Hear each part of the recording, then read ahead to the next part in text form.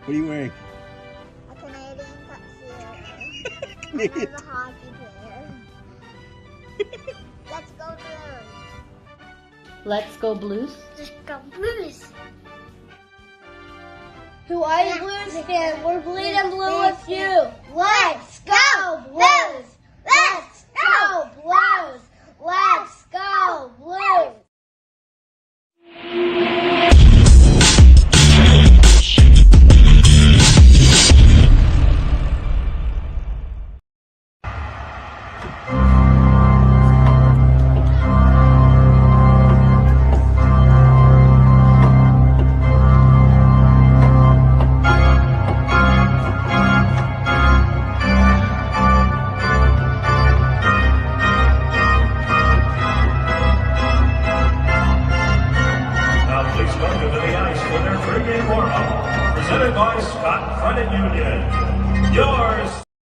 BlueNote Fan Report, Game Day Live. How are you doing today?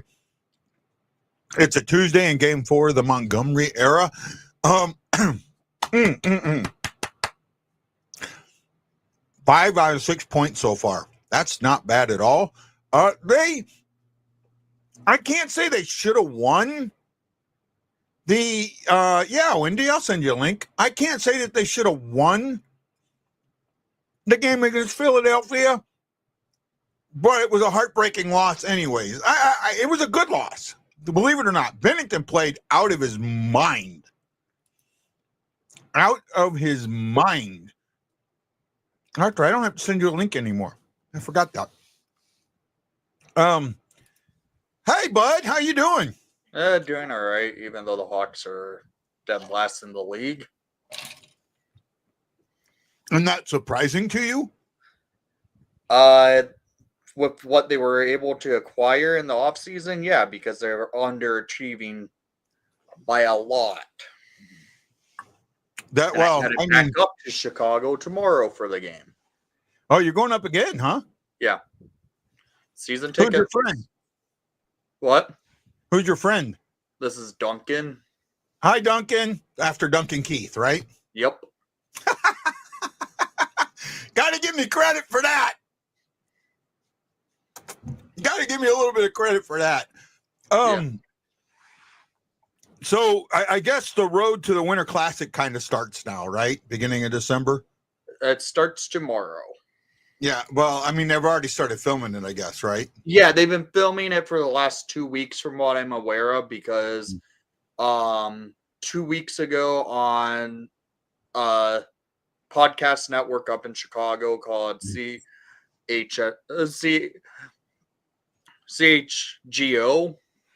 when they had Alex Vlasic on, the Road to the Winter Classic guys were also filming at it. So my guess, they've been filming for maybe 2 weeks now. Yeah. Both teams are they're in the same place, but maybe going opposite directions. Well, the Hawks really aren't going much of anywhere because they haven't done anything. Well, I mean, but they're going south. You know, that's what I mean. Well, we're already in the basement of the league, so can't go further than that. Well, I mean, actually, do they have games in hand though? I don't know. I haven't looked lately. I thought they might have some games, and see, that's one thing with the Blues right now is the Blues don't have a lot of games in hand. In fact, a lot of the teams ahead of them have a lot of games in hand. Duncan, come here. So just off the bat, well, actually not now. I mean, they did before. No, you're pretty much tied with everybody. A couple of teams. The Ducks have only played 23 games. The Sharks have played 27. Oilers have played 24. Vancouver's played 23. Everybody else has played 25. Wild and Stars have only played 24. So you're pretty much even there. Man, you look at the bottom of this list, the teams that like are out of the playoffs right now for the West. Have you seen that list lately? I just know it's the Hawks for sure. Well, if I'm going to read you these names, tell me if any of them leap out as a complete surprise. Sure. Avalanche, Blues, Utah, Anaheim, Seattle, San Jose, Nashville, and Chicago. Nashville and Colorado. Colorado, Granted, Colorado, their goaltending's been their main issue. Yeah, well, they may have fixed that. No, they didn't. Wedgwood sucks. Wedgwood played good in Dallas. He's not a starting goalie. That's not their answer. The Avalanche do not know how to manage their goalie situation. Wedgwood is a career backup at best, and he's not going to help that team where they need to go. Georgiev is the worst goalie statistically in the league. Oh, I can see that. Blues are changing up lines. Let's go over that real quick. Robert Thomas centering Neighbors and Saad. Do not like that line at all. Shen with Holloway and Kyrou kind of sort of like that line. Sundqvist with Bolduc and Joseph sort of like that line. And then Fosco with Walker and Torpachenko. There's a major defensive change in that Suter drops down to the second pair. And, I can't think of his name now. The new defenseman, Boberg, moves up to the top pair. Well, Walker's back in. Colorado has goalie problems and no one plays defense. Yeah, they're an all offensive team. Beginning of the season, you thought the Blues were going to have 72 points. Do you still believe that? With the coaching change, no. I think they will be in probably around the 85 to 90 point range. I still think they're going to be a little bit higher than that. Hi, Kevin. Oh my goodness. What with Montgomery in St. Louis now, Wendy? Because I know you got your ear to the league really good. You pay a lot more attention to it than I do, believe it or not. And with that change with Montgomery, have you watched any of the Blues games since he's came in? No, I've been busy with other stuff. Okay. I've noticed, and I've noticed one major thing. I'm sorry, but I won't put that up. You know me. I'm not gonna. I see it. You know it's in love, right? You know that's in love. Yeah, I know. I see it. Okay, but if I was on your show, if you did a live show, I would expect the same thing from your guys. I haven't done a live stream yet this season, actually. Yeah. I'm still trying to figure out. There's a way. I found a way to do live streaming on OBS. Yeah. But it seems like really complicated. Okay. And that's like the big difference right now. The reason that I'm kind of staying and paying the extra money on Did you take advantage of the Black Friday deal they were doing? No, I didn't. I wasn't. They were doing their original price on Black Friday for a year. Yeah, but I think since I've already have my year, I wouldn't be able to. Actually, I'm paying by the month. So, Preds, you think the Preds coach makes it to February? I don't think he makes it. It's not his fault. It's Barry Trotz. Yeah. Barry Trotz put that team together. He grabbed too many pieces and it's not working. And it should work though. Right? I don't think so. What type of players they acquired and what type of system that team plays, those players never played those systems before in their careers. Yeah. They're showing that overtime loss against that was just a bad play. Michkov has been insane. Huh? I did see Michkov end up scoring that OT goal against you guys a couple of days ago. He's been insane. That was I thought the Preds were going to be a dream team too. I didn't see him playing as bad as they did. And you know what? There's too much talent on that team for them to continue playing this bad. They're not going to stay at the bottom of the league. They're not going to get up into the playoffs, but they're not going to stay at the bottom of the league either. Right? I just can't see that. there's too much talent on that team. It is an older roster if you look at it on paper. Yeah, a little bit older roster, but it's still too much talent. Mm-hmm. Right? I mean, there's just way too much talent on that team. And you would think that at some point that the talent is going to come through. The talent's going to win you games. Right? I mean, hard work and effort will win games too, but sometimes I think Ryan and Stamkos are butting heads. That's possible. That's possible. I think Ryan started O'Reilly, ROR, started rubbing people wrong here. I really do. I think that his type of leadership just really started rubbing people the wrong way. It's when you get a leader like that, it's really, sometimes it goes. I've worked for guys like that, the gung ho guy, the guy that's always, going out there and trying to be and sometimes it it's like, feels like the guy's trying to be the teacher's pet. Right. And, no matter what you do, it's their reward. Mm-hmm. And I think that's what happened in St. Louis, to be honest with you. I think some of that, and also I think him consistently, it's on me. It's on me. It's on me. Okay, if it's on you, it's on you. Why do I need to play? You're not the one not playing hard enough. You know what I mean? Yeah. And that's what I think kind of translated with that. Today, the Blues take on Winnipeg, and we may be catching them at just the right time. They've lost 3 in a row. They're 3-6 in their last 9. That kind of opens some things up for maybe the Blues to have a chance to steal some points on this Western Canada swing. And he's a young dog, huh? Yeah, he's a pup. He's a pup. What kind of dog is he? I believe he's part Belgian Malinois and German Shepherd. He's kind of got a lot of energy, huh? Yeah. He's only 9 months. I've had him. Yeah. I had him all summer, and this is the first season of hockey with him.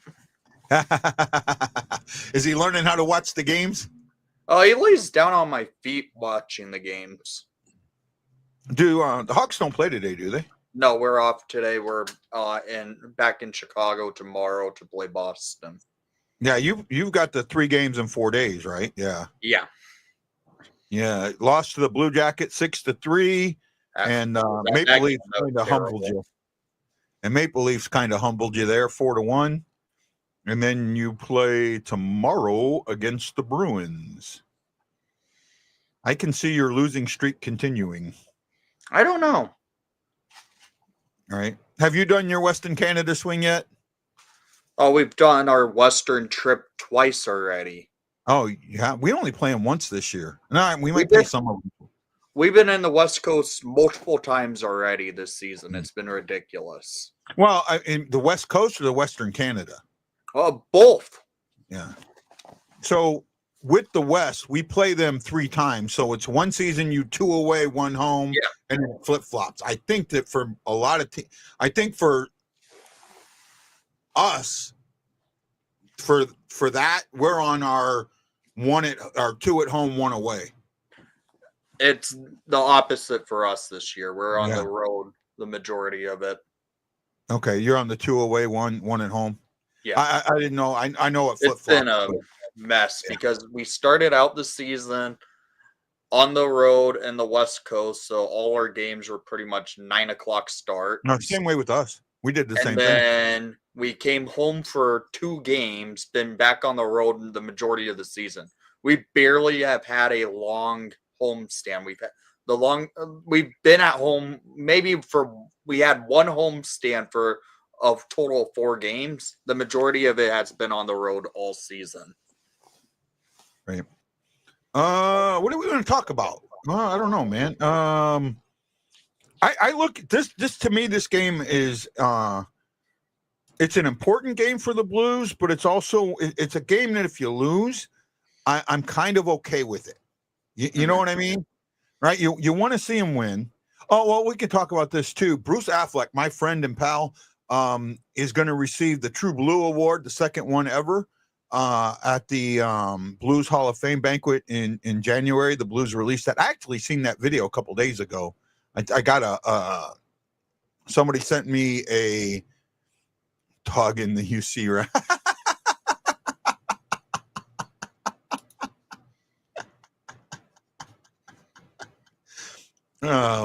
There we go. I missed it. There. Yeah, Bruce getting the True Blue Award. Yeah, I actually got sent that video ahead of time.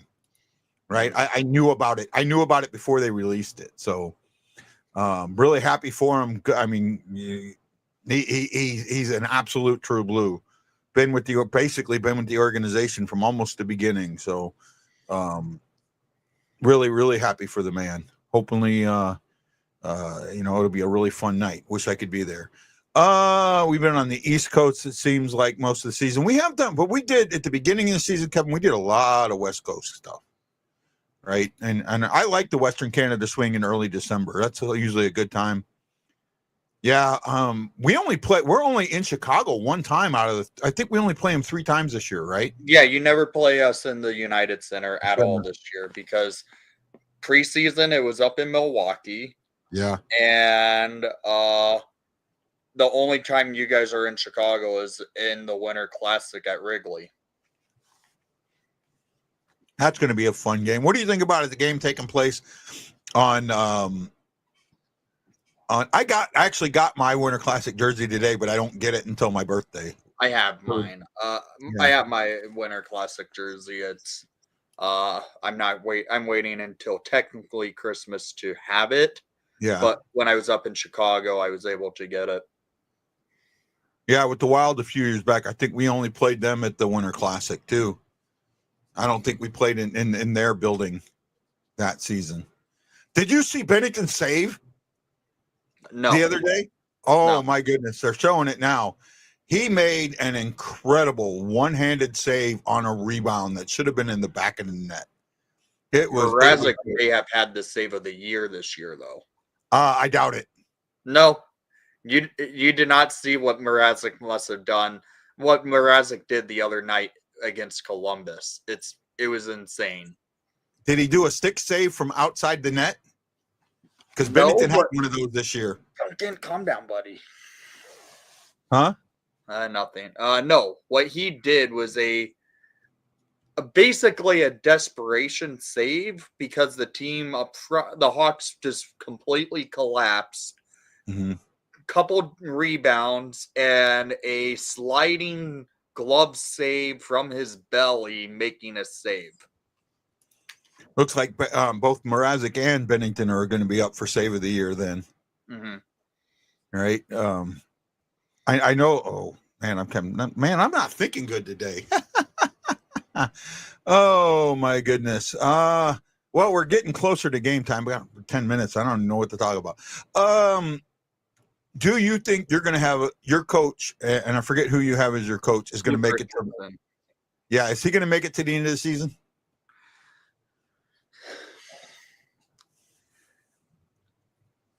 I will say this. I like Luke Richardson. I've always have. I personally am at the point where the Hawks need a coaching change right now.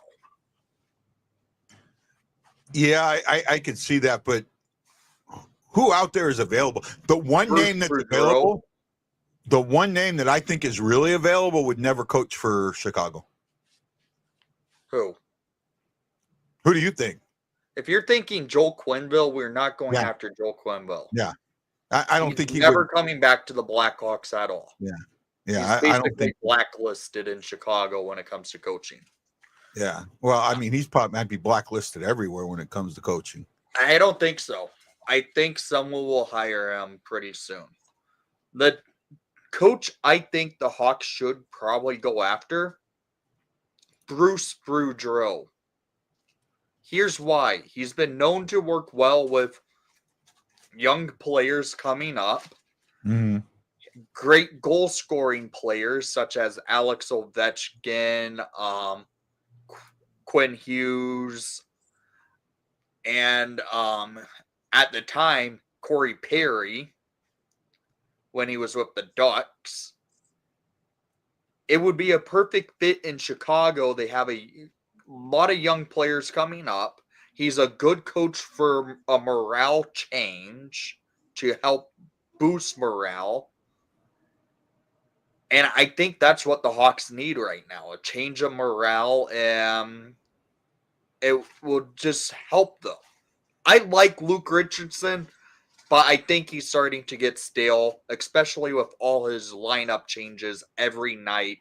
Connor Bedard has not had one line consistent enough that lasted more than 2 games this season.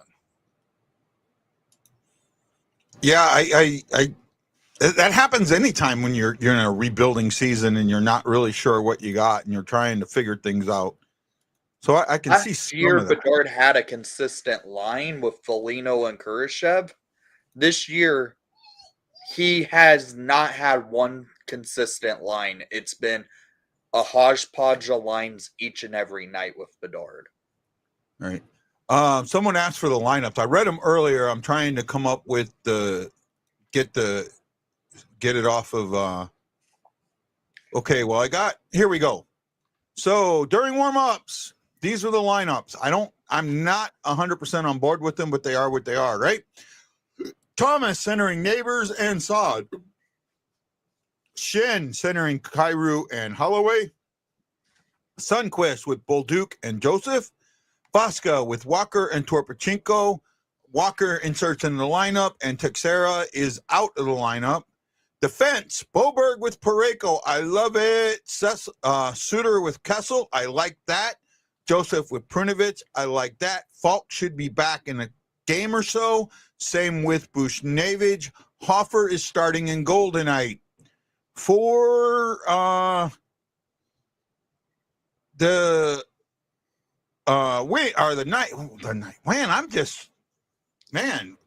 Jets.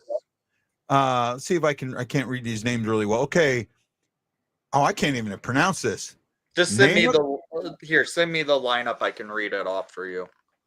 I can probably find it. Yeah, I got it. I'll give me a second and I'll send it to you. Yeah, I can't even pronounce that name.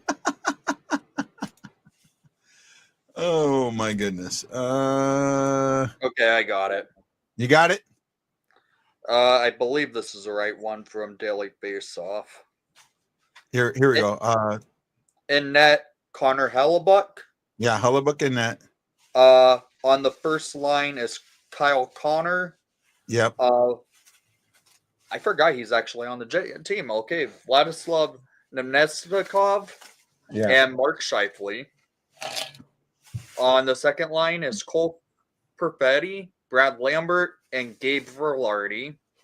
Third line is Nito Niederreiter, Adam Lowry, Mason Appleton. On the fourth line is Morgan Barron, Rasmus Kupari, and Alex Iafallo. On the defense is Josh Morrissey, Dylan DeMello, Hayden Fleury, and Neil Pionk. And the final D pair is Logan Stanley and Billy Helena. Connor Cluster. Oh my goodness. Hellebuyck, they just ride him to death, and that's why they fail in the playoffs. Right? Yeah. I think this season with them being, go ahead. Yeah, they overuse Hellebuyck way too much. Oh, there's a good question for you, Wendy. Who's getting traded at the trade deadline? Where's the surplus in Chicago's organization? Who's getting traded at the deadline? Maroon will likely get traded. Craig Smith should probably get traded. I think Ryan Donato will probably get traded. In Chicago's farm system, we have quite a bit. Frank Nazar should be up in the NHL already, as he has in 17 games, 10 goals, 11 assists for 21 points. but they haven't called him up yet. They also have Landon Slager, Colton Dock, Ethan Del Mastro, Kevin Korchinski down there, Artem Lashunov. The Rockford Ice Hogs are pretty loaded. It's the fact the Hawks have so many old players on the roster right now. They can't call up anyone because no one's injured. Wouldn't Hall be trade bait? I don't think anyone will want to touch him. He sucks. He just had a hat trick, which I figures the day I didn't start him. Yeah, he had a hat trick, but ever since he hasn't done anything. Well, it's only been one game.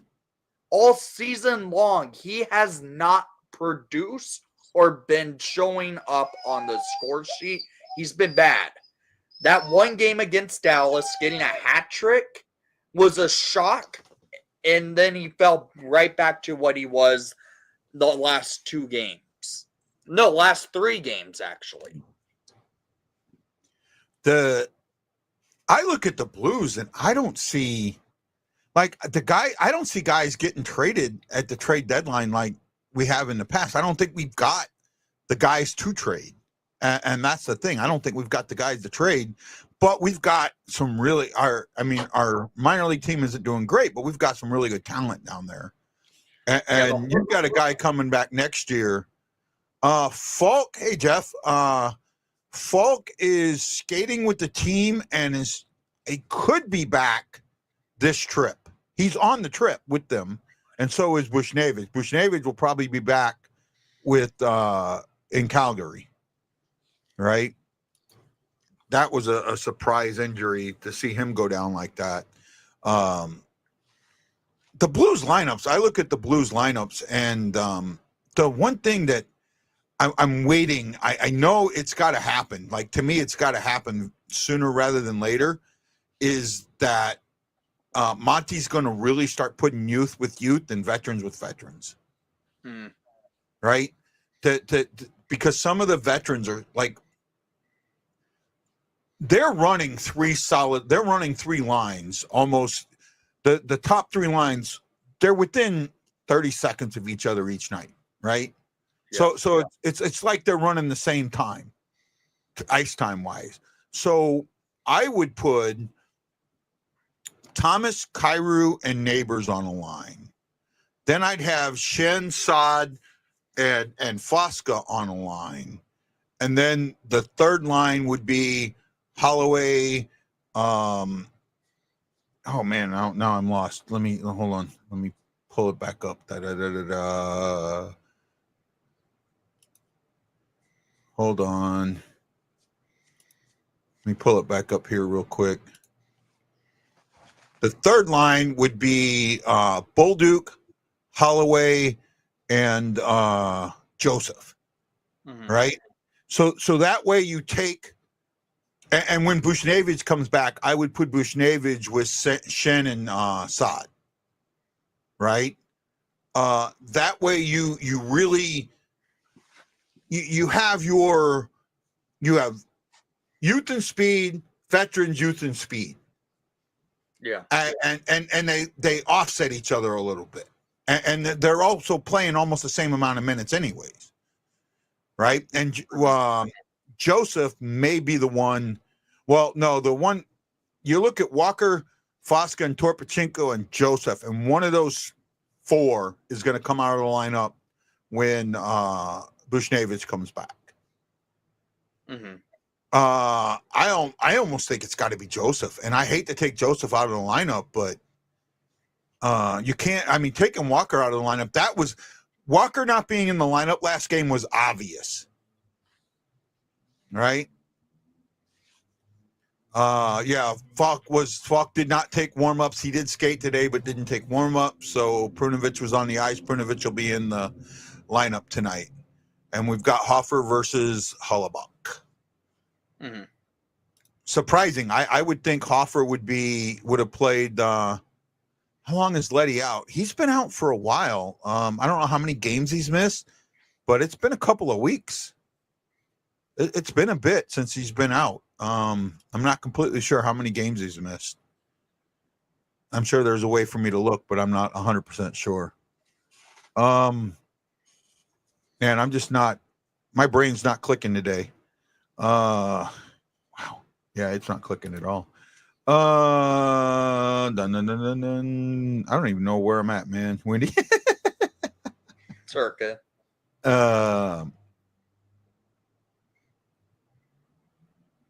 Give me, man. I'm just not there. 2 pictures through Messenger. Okay, hold on, Aaron. I will take a look at them. Give me a moment, buddy.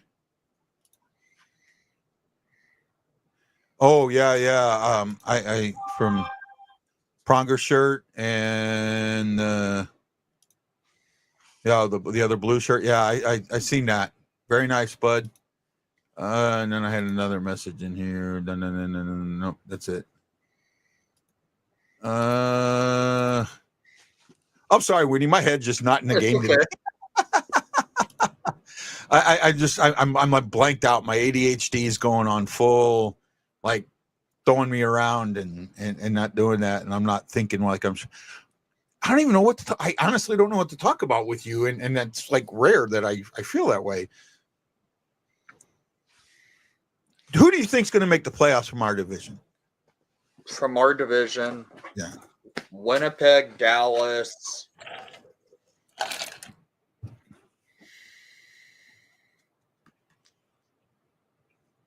Minnesota, and the wild cards are tossed up on each side of each division. So I really, for the top 3 teams, I think that make it are currently sitting in the top 3 in Minnesota, Winnipeg, and Dallas right now. Yeah. And then, well, you have the Oilers and the Flames sitting in the wild card now. I don't think that 5 teams from the Pacific are going. Right. I really don't see Calgary holding into a playoff position just because Calgary's supposed to be in a rebuild. Right. So you got Calgary with 25 games played at 28 points. You've got the Avalanche at 26 points, the Blues at 24 points, Utah at 24 points, and the Ducks. The Ducks are actually, they've only played 23 games and they're at 23 points, but they're at 500. They're a good team. They have good goaltending. I mean, they could, you play their next 2 games out, you give them the 4 points, they're sitting right there just outside of a playoff spot. Yeah. Right. From the Kraken on down, Kraken, Sharks, Preds, and Blackhawks, I think are out of it. Though I think the Preds will probably be fighting for a playoff spot. Yeah, I could see Nashville start climbing soon. Oh, okay. Same shirt, just the front and the back. Okay. I didn't realize that. Thanks, Aaron. Cool shirt though, bud. Yeah, Jeremy. I don't know if you've met Jeremy Boulder, or if you've met our organist before. Man, I'm just in bad shape today. Wow, our organist Jeremy. I want to say Boulder, and that's probably wrong. He lost. He's lost over 100 pounds. It looks like he lost another person, right? And he was small. He was small to begin with. Like he's your size. Okay. Right. And I've had pictures. I don't have any on. I might have had something on Facebook where I had a picture with him, but it was kind of back a little ways. Let's see if I can find something here real quick. Oh, by the way, Giving Tuesday, if you want to help out the St. Louis Blues Warriors, that would be great. Don't forget Colin, the young man who lost his life due to a stray bullet. And it's so hard to say that. When's the Army-Navy game? Does anybody know? I think it's this Saturday, which would make sense with it being the 7th. I'm still looking for these pictures. I got to scroll through a bunch of. I'm like not even to where I was in St. Louis yet, so I might not be able to find them. Maybe I'll have to look for them later. Yeah, I'll have to look for them later. Shockey, when's the Army-Navy game? Boyer, that's it. Boyer, thank you. Taylor Hall, 5 goals, 5 assists. Pat Maroon, 1 goal, 7 assists. If that gives you some perspective. Maroon's been a better hockey player than Taylor Hall. I will say this. The stats may show in favor for Taylor Hall, but he has not been good at all this year. He's had maybe 2 or 3 games that he actually has produced well, and that's about it. Go ahead. Maroon's been playing every night where he plays to actually try and help. He's playing, is he third line or fourth line? Maroon, he's fourth line with Lucas Reichel and Craig Smith. So what's he playing, like 10 minutes a game? Or he's been averaging about 13.50 a game. So he's almost playing third line minutes. Well, the third line's about the same as the fourth line anyways in Chicago. Yeah. Well, I mean, in St. Louis, I mean, like I said, you look at the top 3 lines, and they're playing right at 14, 15 minutes a game, you know. Mm-hmm. So they're playing the majority. I mean, they're playing all. It's really well balanced between the lines right now, and I think that's what more teams need to do.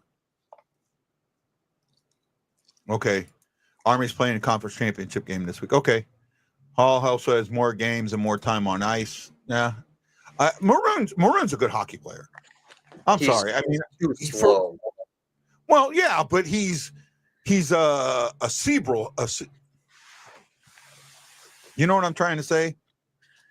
He's a smart. Holds on to the puck well, but he is very slow on the ice. He is the slowest player in the National Hockey League. I'd like to see him in the fastest skater contest. Put him up against a goalie. A goalie will probably beat him.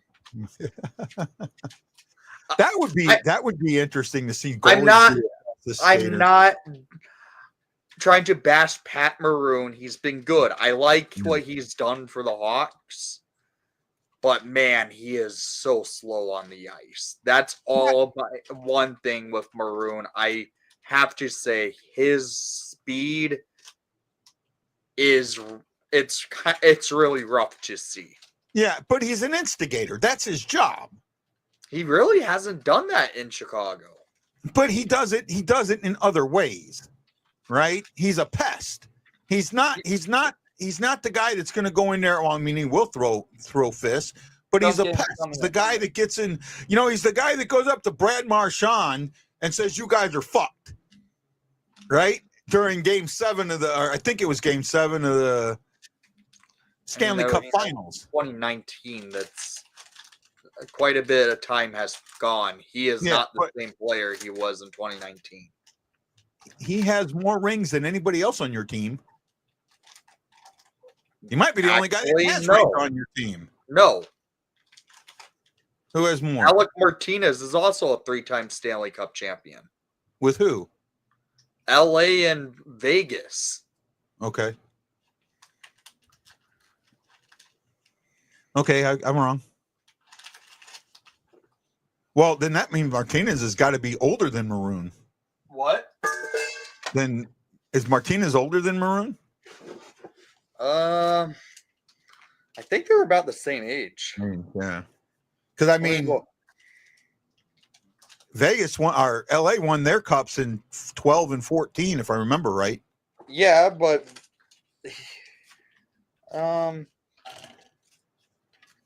Martinez is 37. Mm-hmm. And Maroon is 36, going to be 37 this year. Okay. They're about the same age. Yeah. Man, I have just not got my head in the game at all today. Sorry about that, buddy. It's okay. John Hefner, Aaron Coulter, Tessa Falk, thank you. Yeah, I don't know what's going on, man. I just don't have my head in the game. I'm still going to watch the game and try and do the, I don't know if I'll call play-by-play, but reaction show. But my head just trying to cover stats and that just is not there today. All right, we'll do the best we can. I just want to see the Blues play hard tonight. That's it. Quick out-of-town scoreboard. Oh, wow. Wow. Have you seen the out-of-town scoreboard? No, I haven't looked around. Here we go. At the end of one, the Bruins and Red Wings are tied. At the end of one, the Sabres, What's the score in that one? tied at 1. Okay. I need a good outing by Detroit in this game. Make the Bruins a little bit tired going into Chicago tomorrow. Yeah. The Sabres at the beginning of the second are up 4-0 on the Avalanche. Tage Thompson with 2 goals in that game. I know that. Yeah. Canadians and Islanders are scoreless with 16:29 to go in the second. At the end of one, Penguins are up 2-1 on the Panthers. The Sharks at the beginning of the second are up 1-0 on the Capitals. And the Kraken have doubled up the Hurricanes 2-1 with about halfway through the hockey game with about 12 minutes to go in the second. The game I'm looking forward to watching is the one between the Blue Jackets and Flames, because they're going to do something for the Goudreau family at the game. Oh, yeah. Yeah, that's it. That's in an hour or so. And that would make that's in Calgary, right? Yeah. Yeah, that's question for you. They've done this in the past. Do they do this year and put Goudreau's name in the Hall of Fame ballot? No. I think they will. I don't think they will, because I think Goudreau will make the Hall of Fame just because of what happened. Mm-hmm. He also did win a award in the league, but I think what will happen is he will be put into the Hall of Fame in 3 years, mainly because that's the waiting period at this point. And and what's going on with this Hall of Fame class this year? Not this year, the one coming up. The one coming up. Yeah, what I mean by it, what I mean is for this coming Hall of Fame class, for first ballot eligibility, there's way too many players to determine to then bump for a ballot. So there are 2 players right off the top of my head that I know they waived the 3-year requirement for. Wayne Gretzky, Mario Lemieux. Guy Lafleur, I know had that wave. Yeah. There's been several players, yes, but I don't think they will do it for Johnny Gaudreau. I like Gaudreau. I always have. I just don't see them doing it for Gaudreau quite yet. I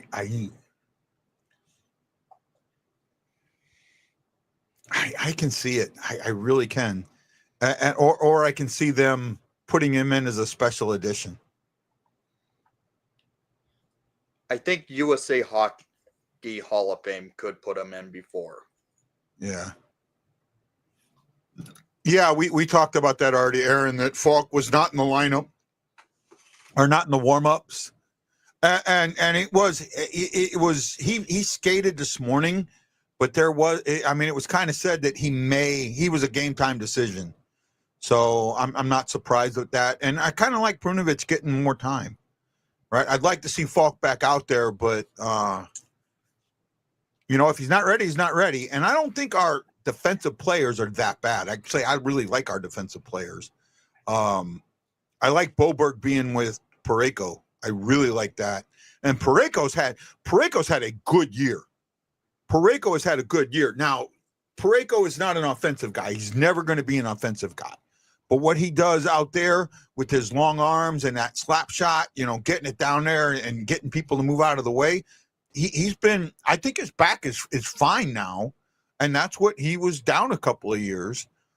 And if and when we get Krug back, if he's healthy, I think Krug adds to this. Right? But I think I have a feeling Krug's career is over. Right? I just, because you're talking about an injury now that's limited him for almost 3 years, right? And that could be, yeah, but it's situation. Now I will say this: the MLB does this. If a player dies during their career, right, and they have the eligibility to go in, the 5 years is waived, and they're on the next ballot. Yeah. Well, you gotta look at. I think with Johnny Hockey, you got to look at if he'd have finished his career, would he have been a Hall of Famer? And I think he would have. I don't know. He'd have had 500 goals. How many goals did he end up having? I don't know off the top of my head. I'd have to look it up. Here, I will pull it up.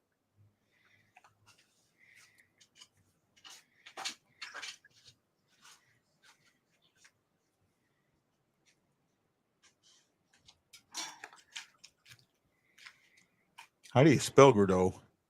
Gaudreau had 243 goals and 500 assists. Yeah, I mean that's what 700 points.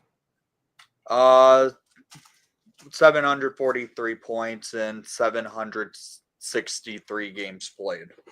Yeah, so yeah, that's a point per game player. He was 20 under from point per game. Per game, yeah, close enough, right? Yeah, 0.98. 99.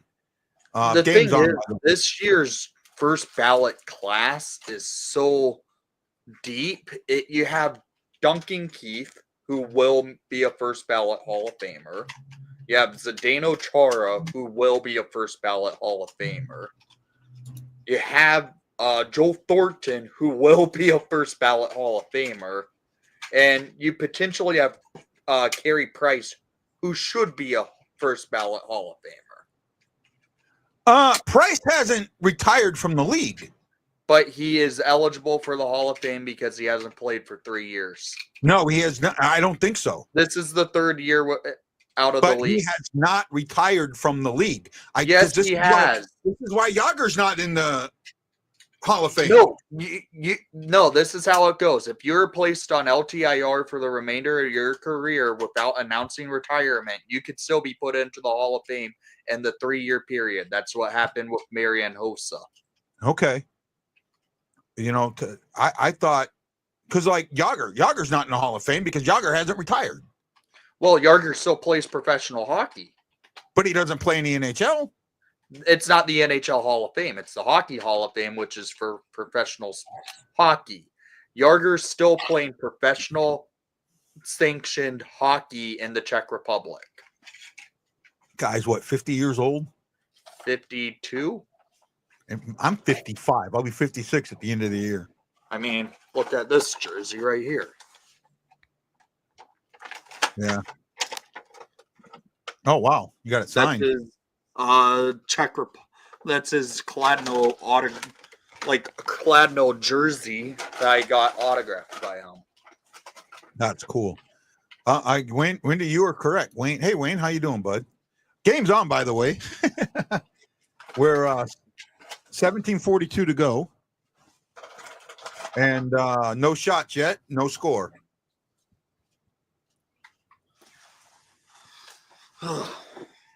Actually, I take that back. The Jets have 2 shots. They're just not showing it on here yet.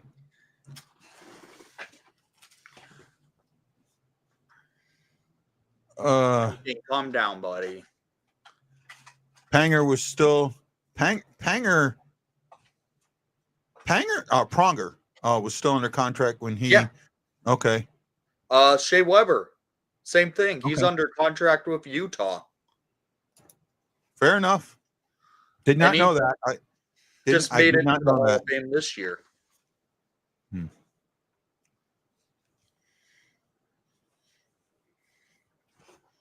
They've got to win this game. They have got to score first. Oh, here we go. Breakaway Bull Duke. Oh, he doesn't get it. Nice save by Hellebuyck there. Kessel just missed a good centering pass. I 53. think what happens with Yarger, they might end up waiving that 3-year period for Yarger. Oh, yeah. When he does finally like retire. Yeah, because from what it sounds like, this is his final year in playing hockey. Then yeah, they'll waive it.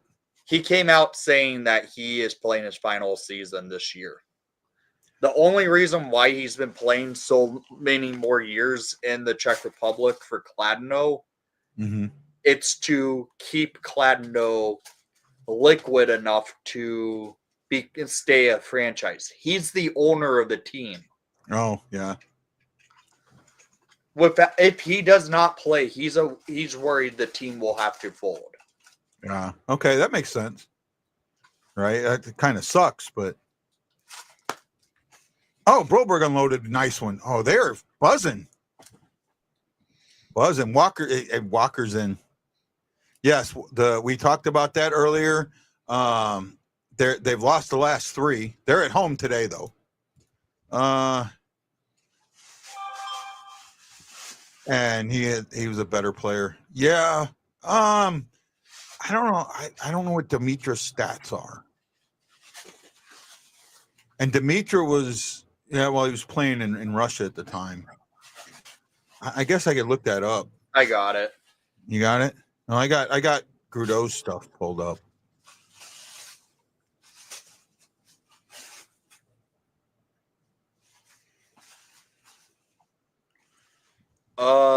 In Dimitra's NHL career, Yeah.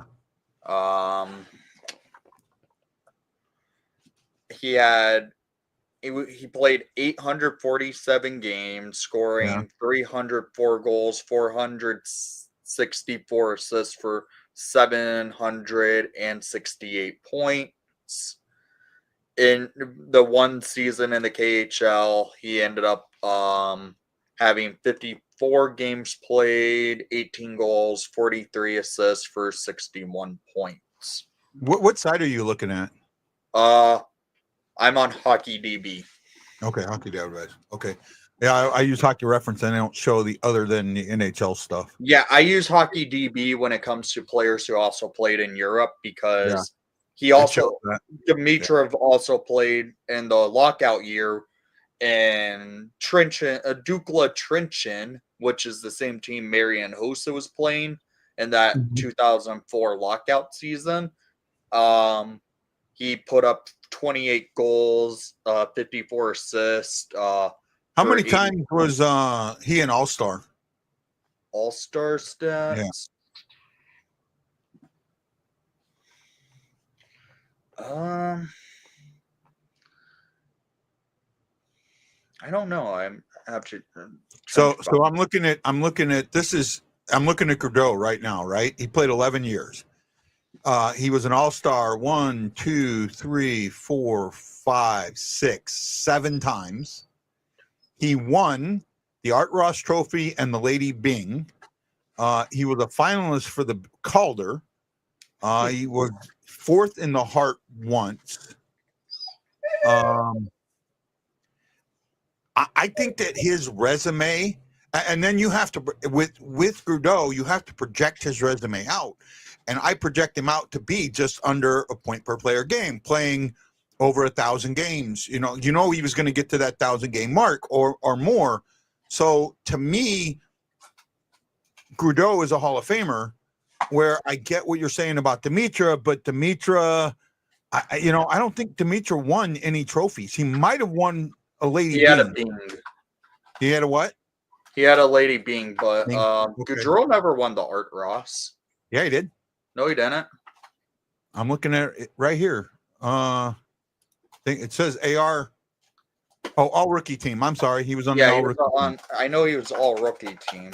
Okay, my bad. I thought it was the Art Ross. Nope. My bad. Yeah, my bad. I know he won the Lady Byng. Yeah. All right. Honestly, there's talk that they should rename the Lady Byng to the Gaudreau Trophy because he was nominated for it several times in his career. Yeah. I could almost see that.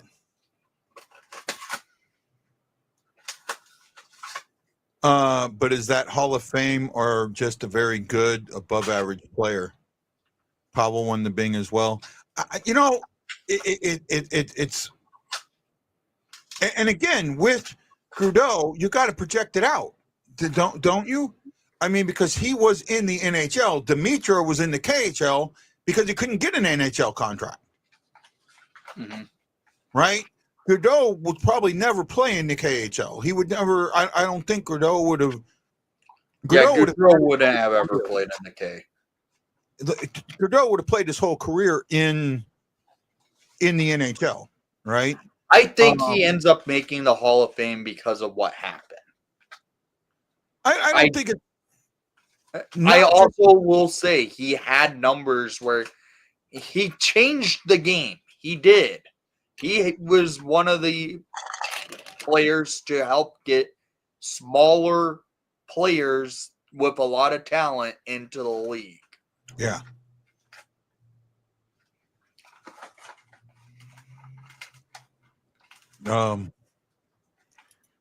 Dimitra was more important to Slovakia than Johnny Hockey was to Canada. Goodrow's American. American, yeah. Goodrow's American. That's correct.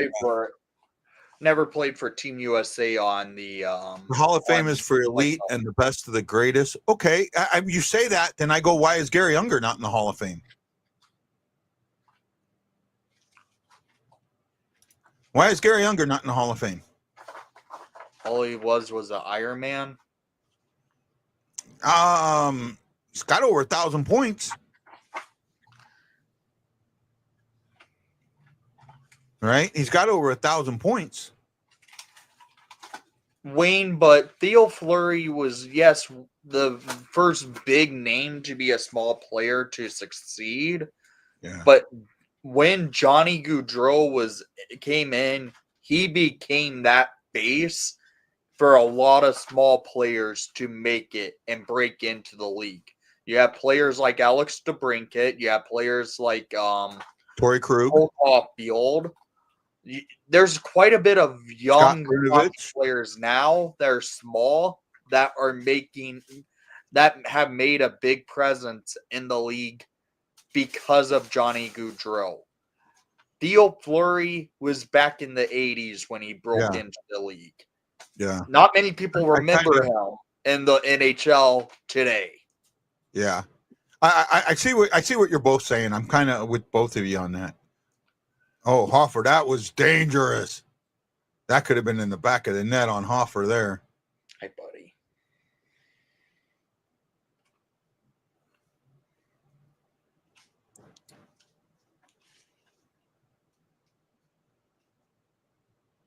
For Theo. 800 for Unger. Okay. Different time period, though. Different time period. But maybe I'm wrong. I just think Unger should have been, and you know, Unger also, he was the face of one franchise and had a lot to do with two other major franchises. You had Korea and Martin St. Louis before Gaudreau, but they were like one-offs. Where Gaudreau, after Gaudreau, there were a bunch. The thing what I'm trying to say, Korea, yeah, he was one of the highest draft picks that were for small players in the 90s. Mm-hmm. Marty St. Louis was undrafted. All right. But Johnny Gaudreau had that presence on the ice for young players to watch because of the type of skill he had on the ice. He wasn't a number 1 overall, but he's like a number 2 or number 3, right? Paul Correa? Yeah, no. Gaudreau. No, he was a second rounder. Second rounder?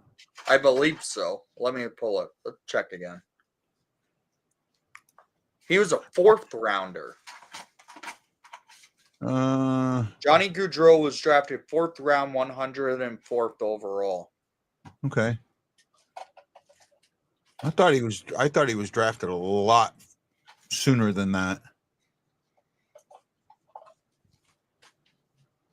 some reason, I'm thinking he was drafted a lot sooner than that. Because I remember when he came in. Because he didn't go to the minors though either, did he? He started out and he played for Boston College or U. I think it was BC he played for.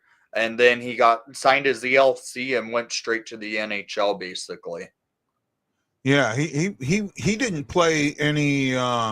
He did not play any games in the AHL. Yeah.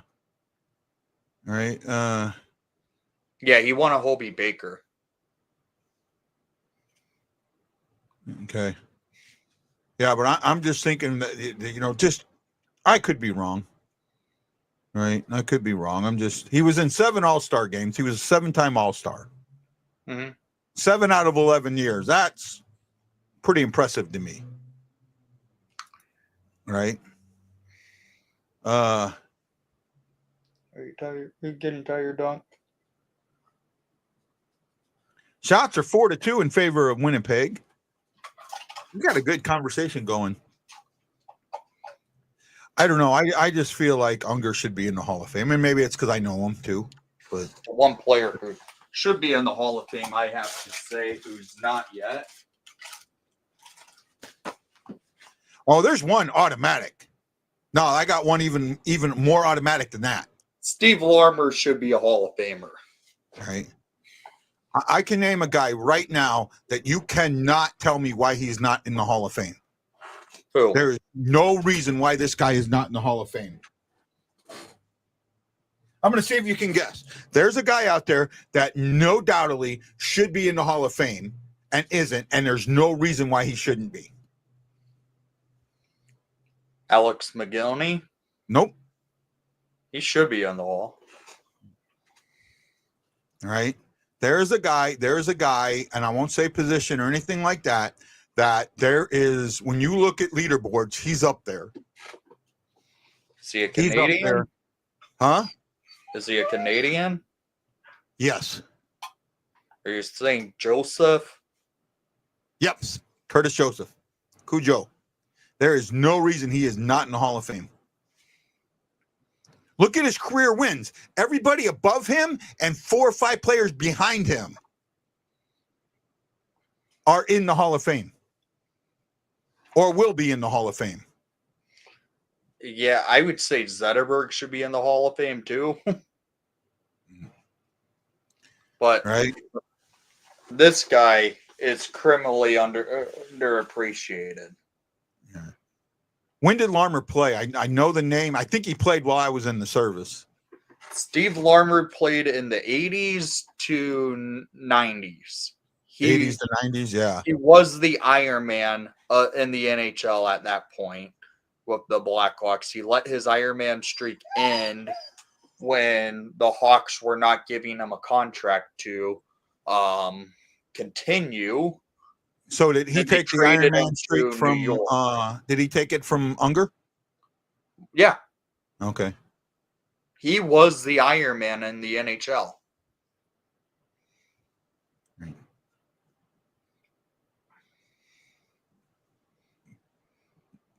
Like 80 to 95, yeah. So the majority of that, I joined in 87 and was basically overseas from 88 to 94. So Steve Larmer should be a Hall of Famer. What are his numbers? I don't know him. He's a Stanley Cup champion. He won a Calder Trophy. He had in his games played, he played 1,000 games, 441 goals, 571 point per player, yeah, point per player game, 1,000 points. I agree. 12 points. 100 points once, 90 points 3 times. He has 80, a Calder 90 points one time. A year and a Stanley Cup when he was with the Rangers. 3 times with 80 points. Yeah, I could see that.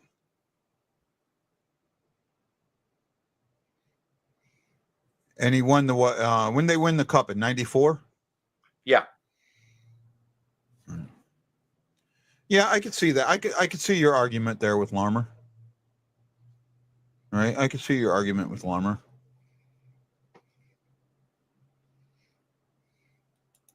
I can see your argument with Larmer. I can. I Zuboff actually in the wear Hall of this Fame. warmer tomorrow to the game. I don't know yet. J-Bo had it for a bit. I don't think Bomeister had the Iron Man. I don't think he did. Because I think Unger's like 5th overall. Let me pull up the NHL Iron Man. Yeah.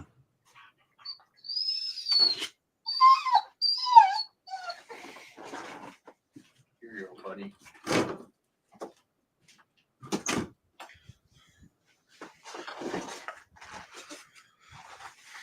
So here is the NHL Iron Man records.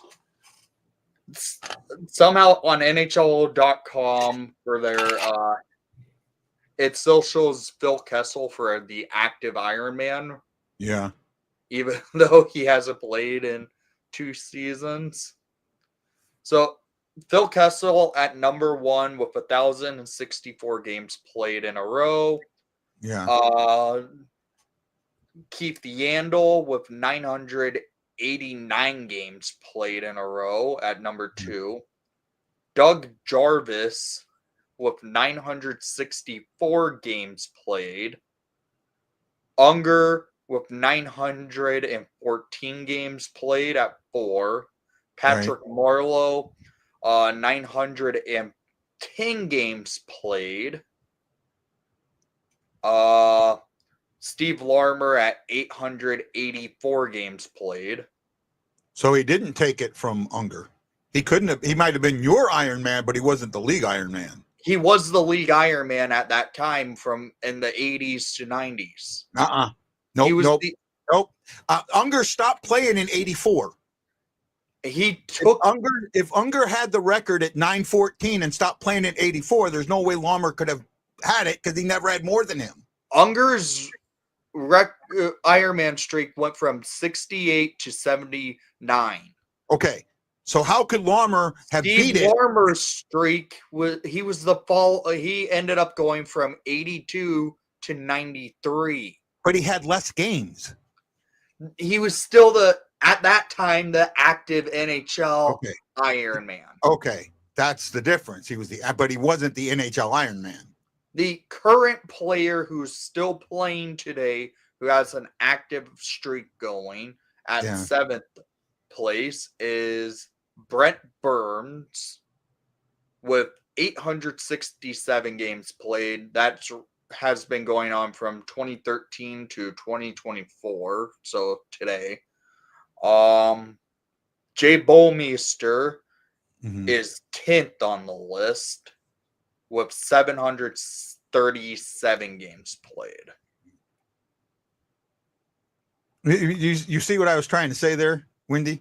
Yeah, I see where you're coming from, but I'm also saying when Unger retired, it ended up becoming Larmer, who ended up becoming the NHL Iron Man.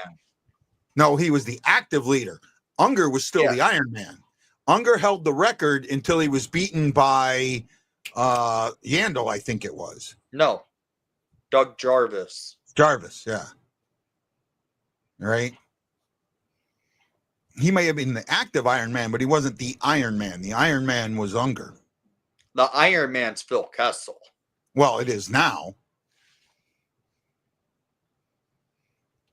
I'm surprised he hasn't retired yet. I mean, 2 years and nobody's given him a contract. You would think that he should retire. Yeah. I would take him. I would take Hot Dog Phil right now on Chicago.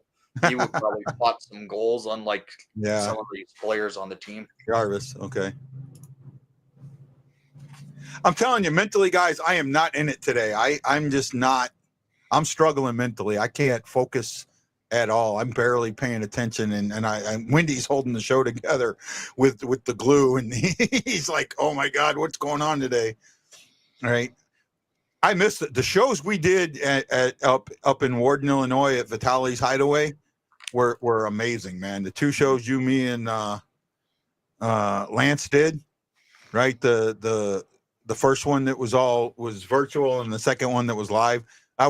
Those were hell of a shows, right? Until I spilt the food.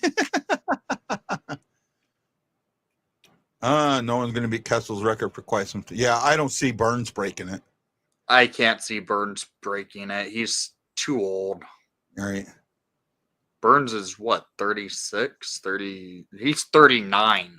39, yeah. He probably retires soon. Yeah. Right. Yes. I already know the answer to this. Yep. I will be at the Winter Classic. Can't wait. I'm taking the train up to Chicago, making a few days for the holiday to see the Classic. No, the Iron Man is Robert Downey Jr. Yes. That is the true Iron Man. He's Tony Stark. Yeah. Oh my goodness. I watched. Have you seen Wicked yet? No. You're a Marvel fan though, right? When he disappeared real quick. So now you're stuck with me and my no glue. Thanks. Sorry, I'm just not there mentally, guys. I'm doing the best I can. I'll hang on as long as I can. I just don't have it today. Sorry. Forgive me.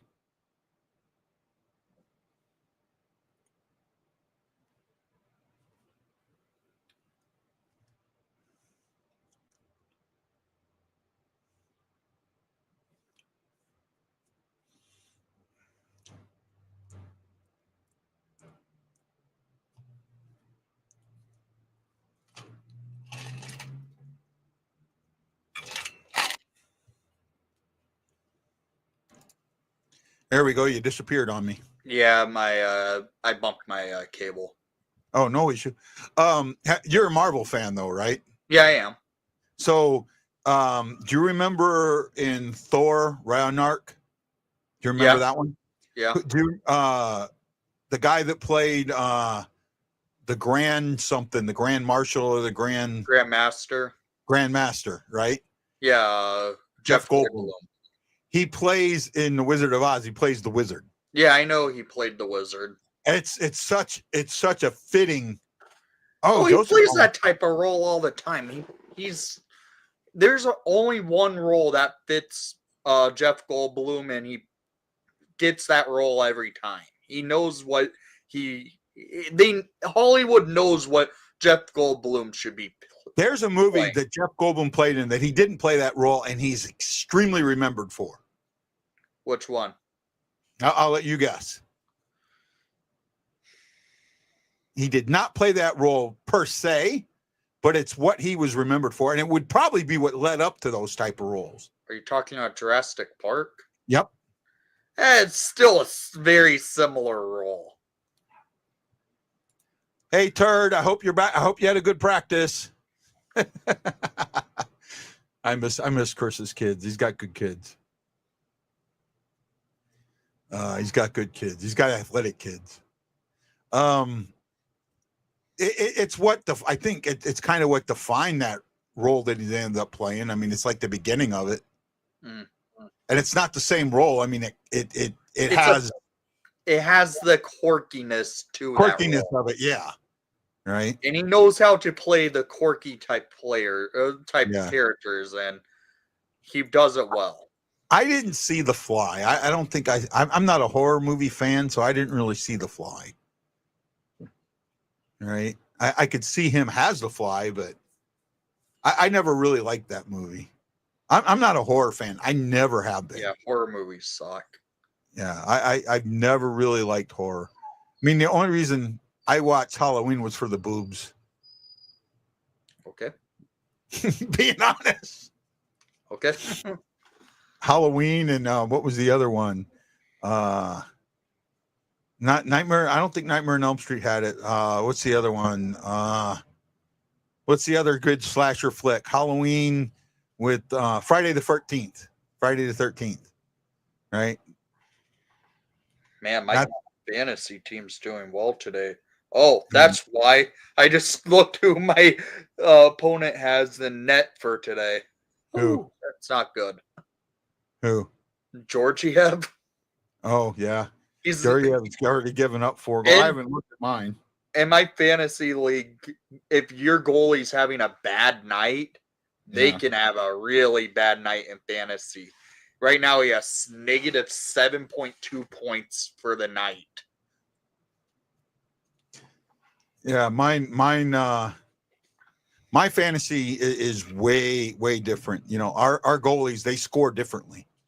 Yeah, I've never been in a league where I'm in this season where goaltending can really either hurt you or really help you.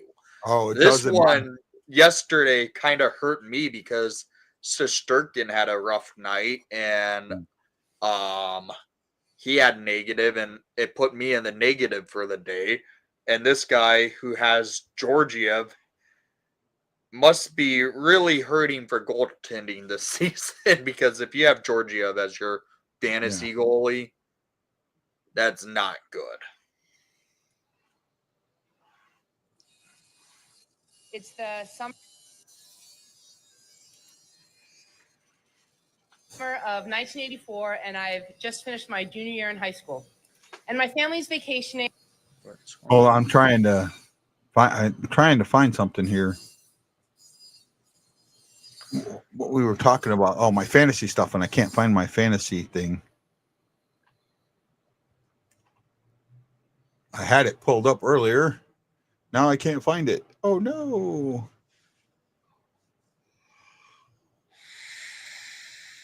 Maybe it's on this one.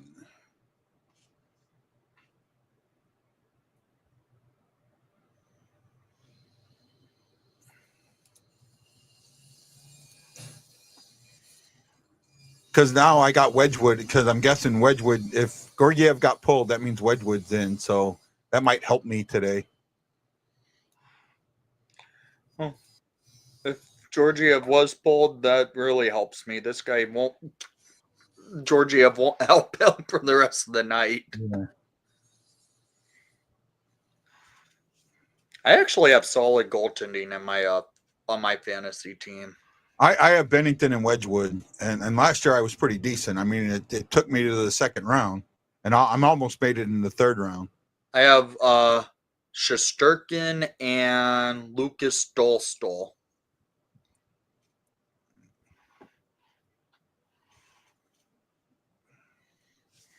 Oh, this guy didn't even play some players on his team. He has Shin, Sherratt, and Slupkowski all benched. Nice. Well, there's the end of one. It's nothing. Shots are 8-6. We'll kind of get to that in a second.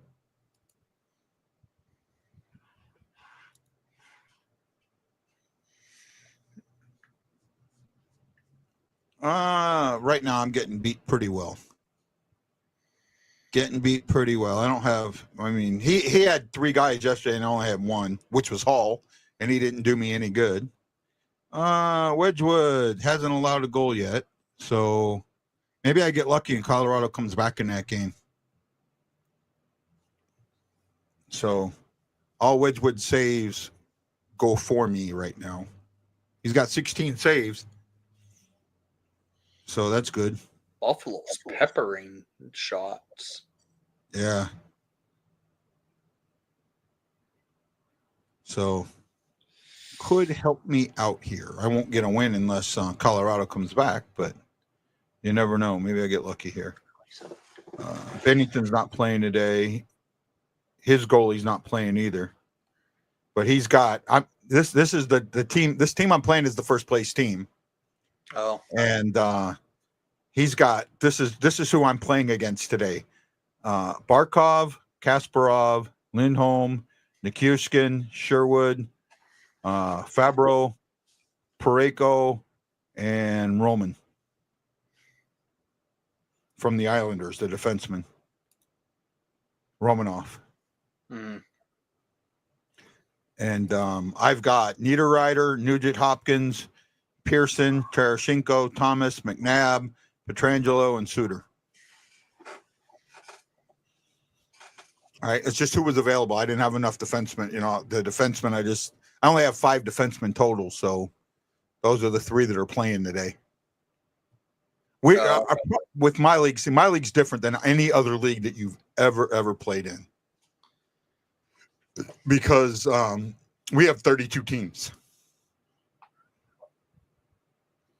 Each team has a team. That can be rough. Yeah, well, especially since we don't have a limit on goalies, and some teams have 3 and 4 or 5 goalies. So there's teams that don't have goalies at all, that can't even start a goalie. That's not good. No, it's not, and it's a huge issue. My league caps at 2 goalies. Yeah, see, that's the thing. Like one of the rules in our league, and I complained. Well, we had open free agency. You could bring as many free agents in, and we don't have a cap through the week. You can start as many players in that position. You could start 7 position. That forward position, you can put 7 players in it a week, right? Because there's no cap how many times you can play a player. You get. I lost him again.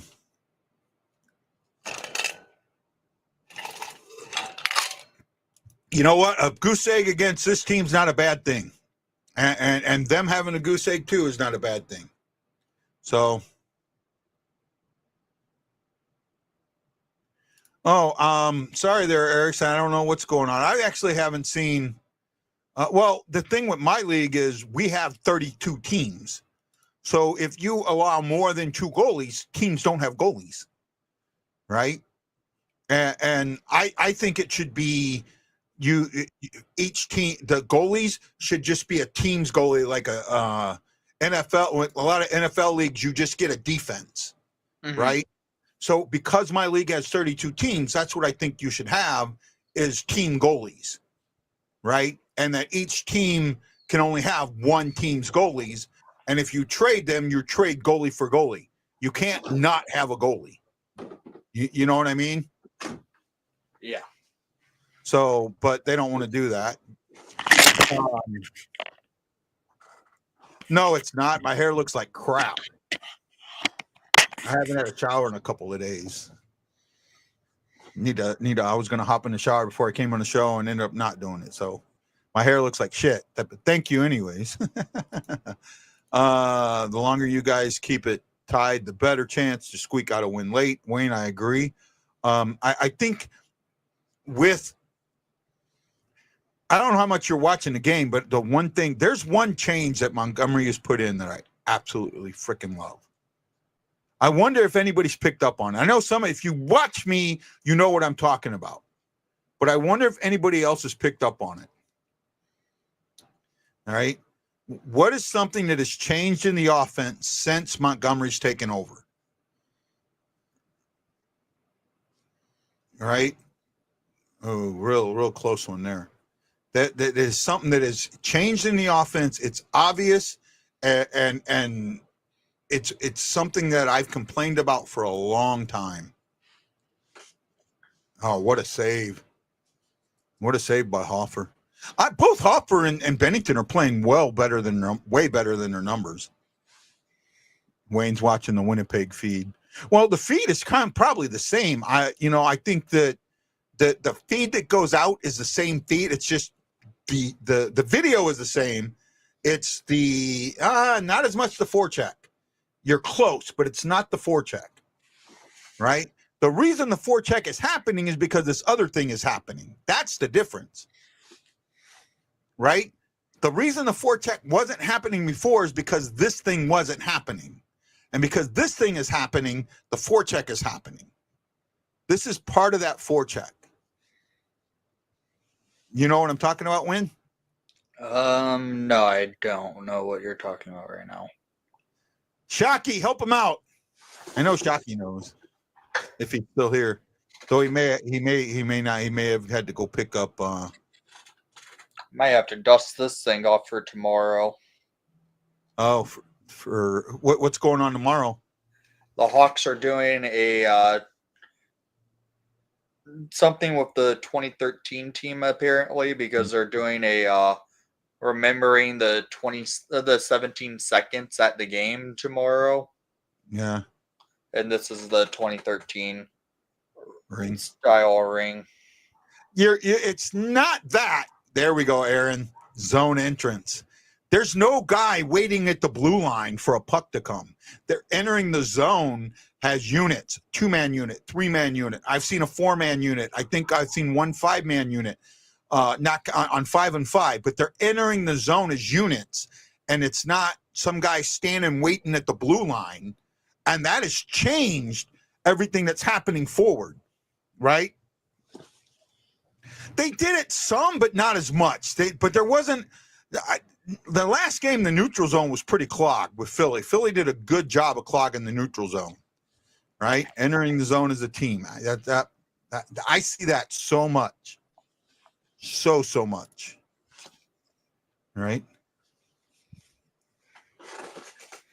Right. But that's what I see. Let's cover the stats here real quick. Let me drop that. Bring this up. In a small town on the coast of Maine, and they all. I'm not sure what the hell I'm doing. Okay. Shots are 6-8 in favor of Winnipeg. Winnipeg has 18 attempts to the Blues 10. Blues have 8 hits. Winnipeg has 8. Blues have given it away 12 times. That has been a huge issue this season. Winnipeg has given it away 3. Blues have 2 takeaways, same as Winnipeg. Blues have blocked 4 shots. Winnipeg has blocked 3. Blues are winning the faceoff battles 9-5, 64% to 36%.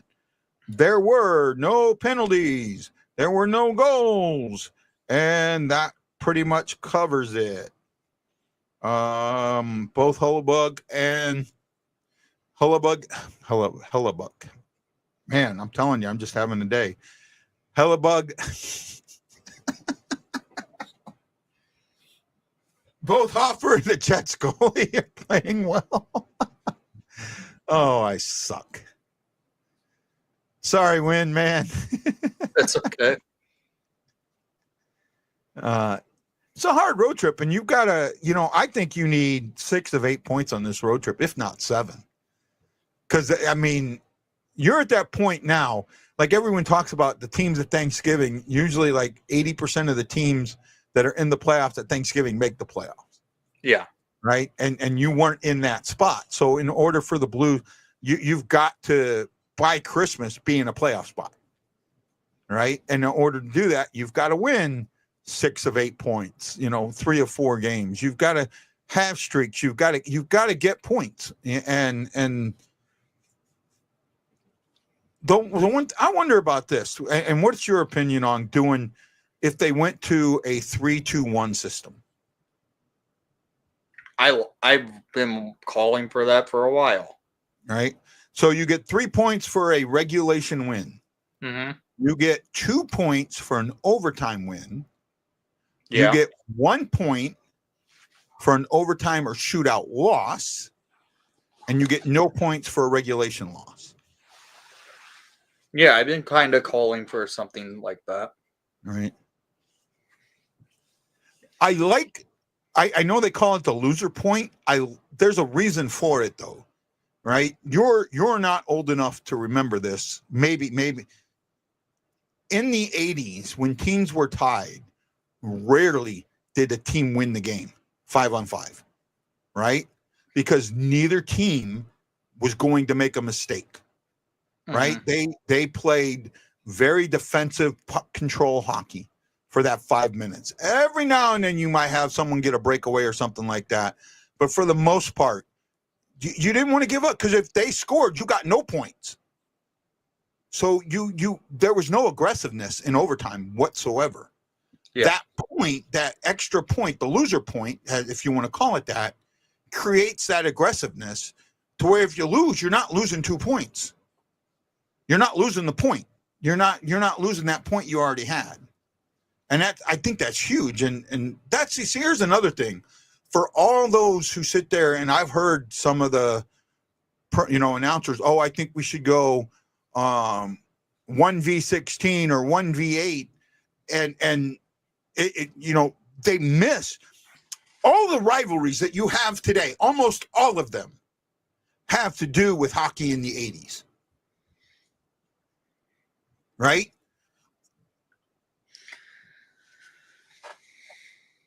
I don't know. I'm on the side where 1v8 is the smarter move to go. Get rid of the wild card, go 1v8 in the playoffs. You build more rivalries that way. No, you don't. The rivalries went away because you build rivalries in the playoffs. And the rivalries went when they went to that type of system with the 3 divisions and the 1v8, the rivalries went away. That was a lot of people talked about that. The rivalries went away. When we were 1v8, how many times did the Blues and the Blackhawks play? And the Blues were in there, both teams were in their like streaks of going to the playoffs. When they switched it over, they played one time instead of playing every year. I personally am on the side 1v8's a better format. You build more out of division rivalries in the league. You build more. You build the division rivalries. That's what you want. You play your division most. You want that rivalry within your division. Here's the thing: one of the best rivalries you had in the NHL in the 2010s was the Hawks versus Canucks. That was a heated rivalry. The Hawks versus who? Vancouver. It was a heated rivalry between the Blackhawks and Canucks in the 2010s because of those 3 years in a row each team met up in the playoffs. But what round did they meet in? Second round. Second round. That doesn't happen.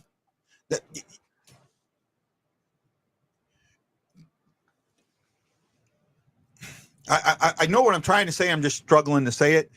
Well, it happened second and first round, that's how it went because it happened a lot more when I'm back in the days when there were 4 divisions. The Norris, Campbell, I might be wrong. I might have the divisions wrong, right? There was the Norris, there was I want to say Smite, but it might not have been Smite. Campbell, I think, was a conference, and Wales was the Campbell conference and the Wales conference. You had the Norris division, you had the Smite division.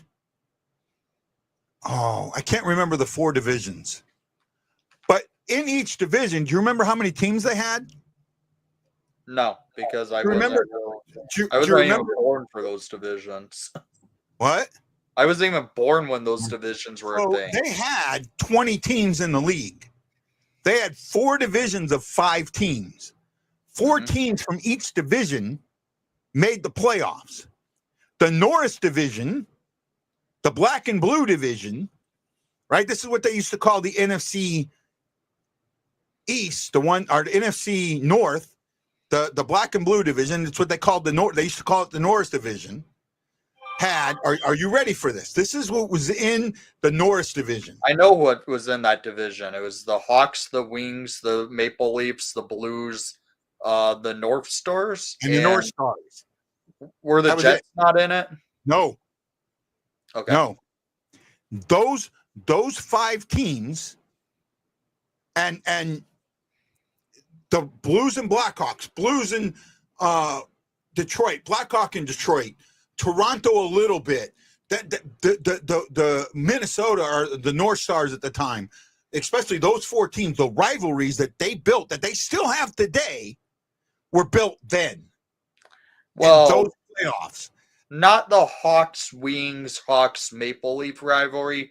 Those rivalries were made in the original 6 era. Yeah, but it got much more during the 4 division playoff. Right?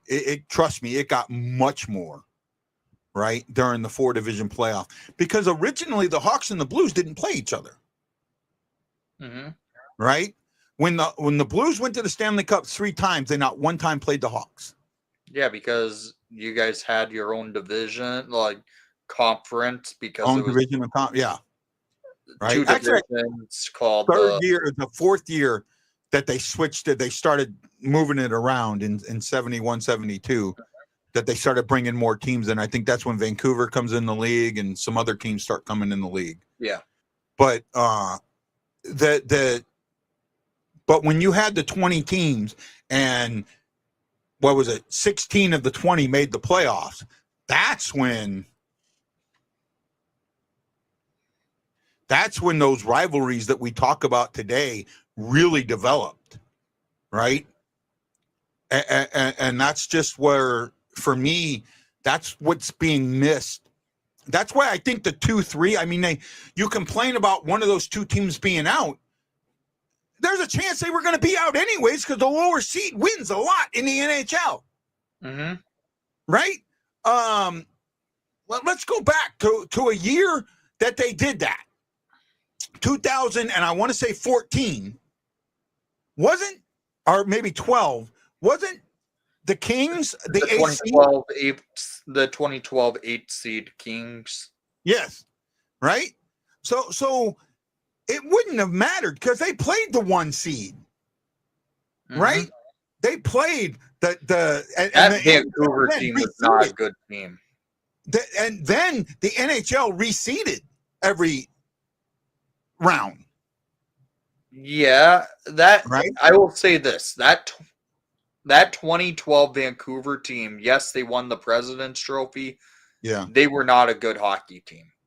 I think the Blues were in. Did the Blues play them in that year? I don't think so. Yeah, LA knocked you guys out in the second round. Second round, right?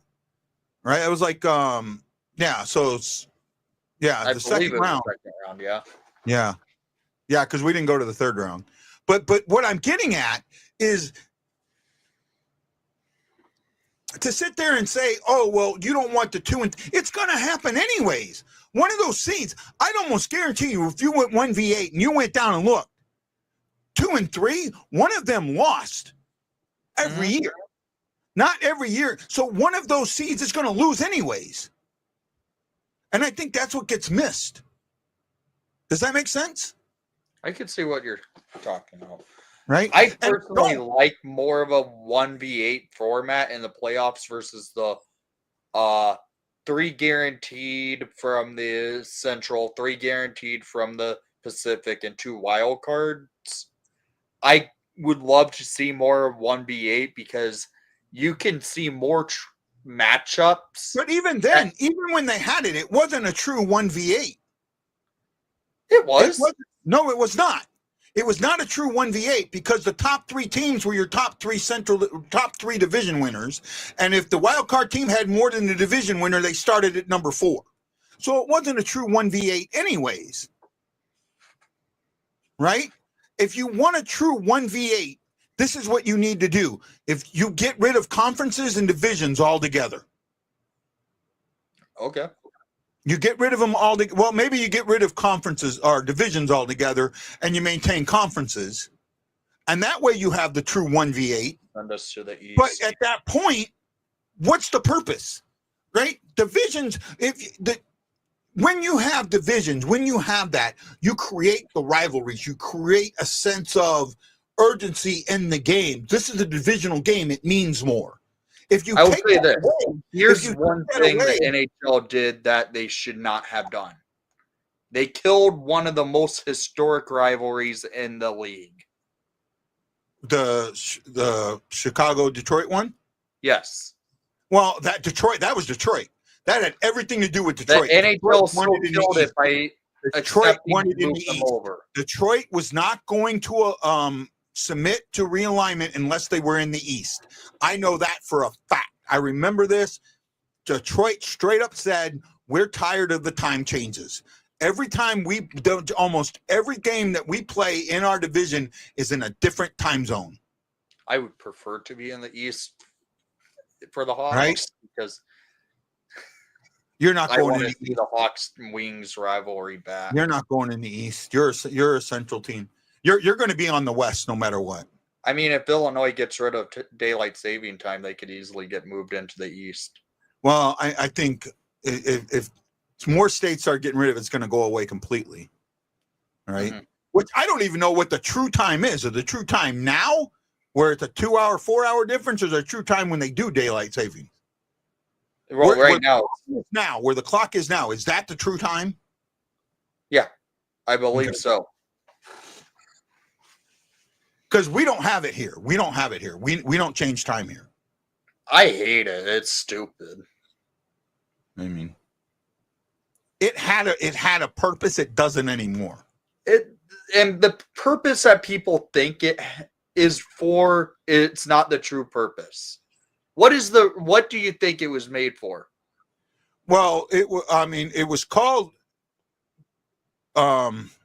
Oh man, I know what it's made for. It was not made. Benjamin Franklin called for it, and the reason was to give more productive time during daylight hours. And yes and no. There is a rumor where people say daylight saving time was made for farmers, and that's where that part of where you're saying it came from. No, it was production, because back then you didn't have electricity and you could only work during daylight hours when it was light out by moving the clock. This was Benjamin Franklin in the 1700s proposed this. By changing the clock during the summer hours, you would get up when you wouldn't be sleeping when the sun was up. You would be getting up when the sun was up and working when the sun, or you'd be getting up when the sun was down and working when the sun was up and have longer time to work. I will say this: it was really put into it really was established during one of the wars. During World War II. Yeah, it was pretty much established back then. And they can easily get rid of it now. Right. But what I'm getting at is it was originally proposed by Franklin back in the 1700s, and the purpose was production, to give more hours of daylight for production. The invention of electricity and electric lights changed that. And one of the first factories, here you go, energy conservation was a thought too. That's true. But one of the first factories, here's a good question for you. Who's one of the first factories to go with run 24 hours, electrified their factories and ran 24 hours?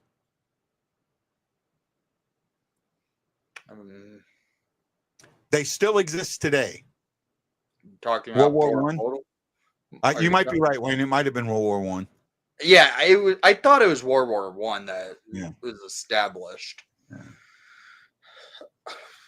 The factory wait, what are you talking about? A factory right now? Yeah, I did. What factory is the first one to electrify? One of the first ones to electrify and run 24-hour shifts. The company still exists today. Was it the Ford Motor? No. Nope. Way before the Ford Motor Company even came into existence. Maybe before they came into existence. Not completely sure, but close to it. Has to be a steel company, I'm assuming. Not a steel company. Nope, not Ford. Not GE. But Chris, you're on the right path. GE the GE produced electricity, so it's not, this is not someone that produces electricity. This is someone that produces something else.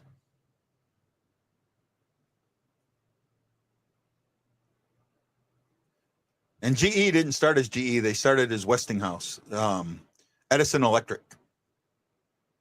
This company still has the same name that it started with.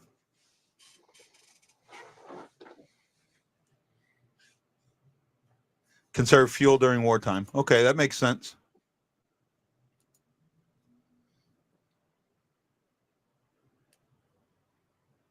You give up? Yeah, I don't know what company. Heinz.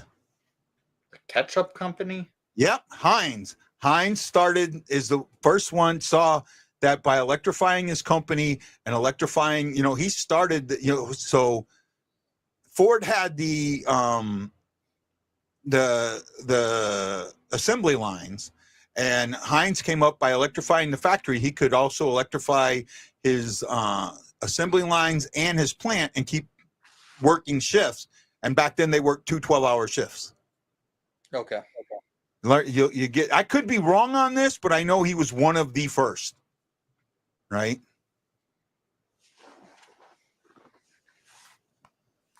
And Westinghouse came out of Edison.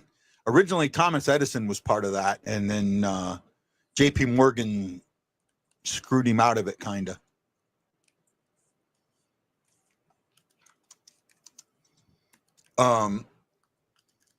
Because Westinghouse ended up going with AC. They basically stole the patents from Tesla. They didn't steal them. I mean, they bought them, but they bought them for chicken feed. Oh, Todd just missed that one. Yeah, the shots are 11-10. Been a invigorating second period. Sorry, guys. I had just not in the game today.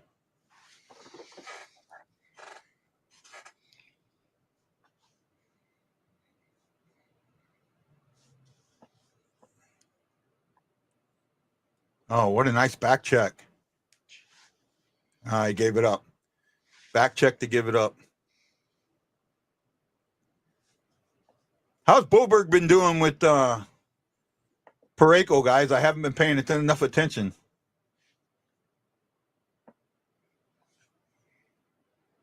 Oh, how did Hellebuyck save that? Wow. Well, I thought that was in the net for sure. Wow. You see that? I have the Flames game. Oh, okay.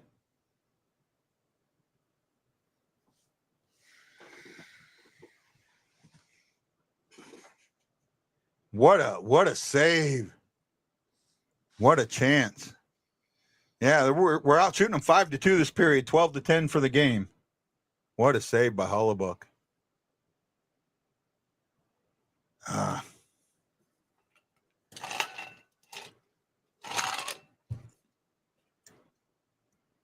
The more they keep playing with the neutral zone and not waiting, entering the zone as units, the more the offense is going to come along and the better the defense is going to be. And it's just, it goes hand in hand because you're coming into the zone, you're holding the puck longer. You're not getting ganged up 3-1. You know, if you're coming in with 2, they've got to move it around. Yeah. I think they're gonna regret both of them, Boberg and Holloway. Holloway's been sensational for the Blues, I think. I mean, he's not getting used completely right, but he's definitely been worth the money. He's definitely worth the $2 million we're paying him. And Boberg, I think, is going to earn his $4 million. Right? I mean, what did we give up? A second round and a fourth round pick? Okay. Our third round, second and a third round. I can't remember the second and fourth or second and third. Yeah, I did see that. The one where it just almost trickled in and the defenseman popped it out. Kyrou pre-raised the stick thinking it was in. Yeah, I seen that. I wasn't sure it was Kyrou that shot it, though, so. Right. I don't think you thought the Blues were going to be in last place in the league. I don't think they're going to. In the division. You thought someone was going to be worse than 72 points? Yeah. Who do you think was going to be worse? The Sharks? Montreal. I don't think they are they? They're one of the worst teams. They're bottom 3.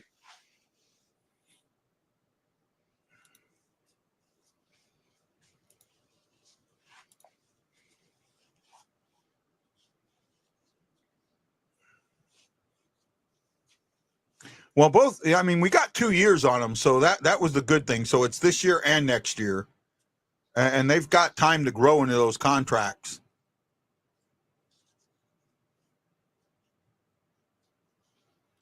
Pearl Street Station. Okay, maybe I was. Well, I mean, I know Heinz was one of the first major manufacturers. Let's put it that way.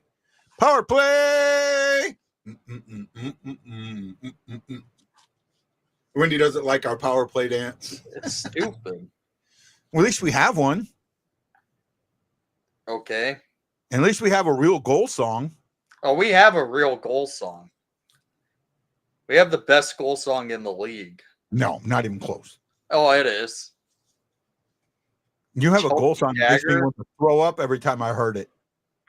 That's why it's a great goal song. If it makes people hate it, it's truly a great goal song.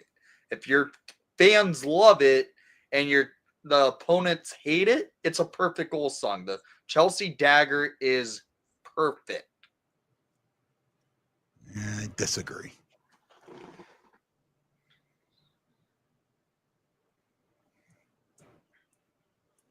Good clear by Pionk there. I'll give him credit for that.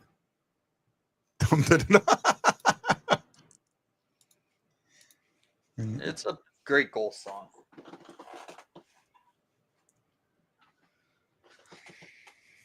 Oh, see, that's what I like. Going down low and then throwing it around the board. That's what we don't do enough of.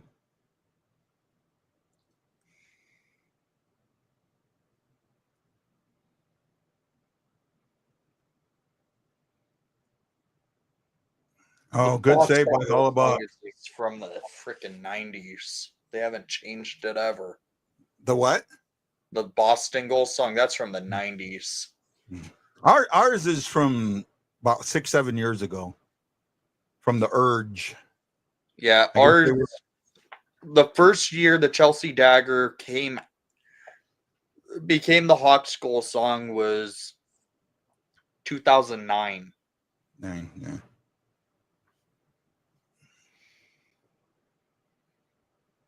Yeah, Nashville's an absolute shocker. Absolute shocker. Holloway couldn't get that around. Power plays ending. Got a couple shots on goal.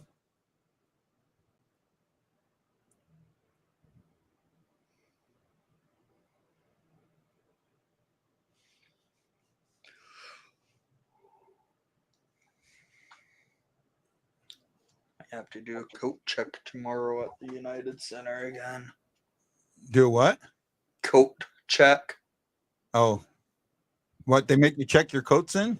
No, well, in the section where I sit, there's an actual spot where you could just check your coat in and you don't have to have it at your seat with you during the game. Oh, And are then you in are you sitting kind of low or? I'm in the 200 level. Hmm. That's the club level in the United Center. Oh, okay.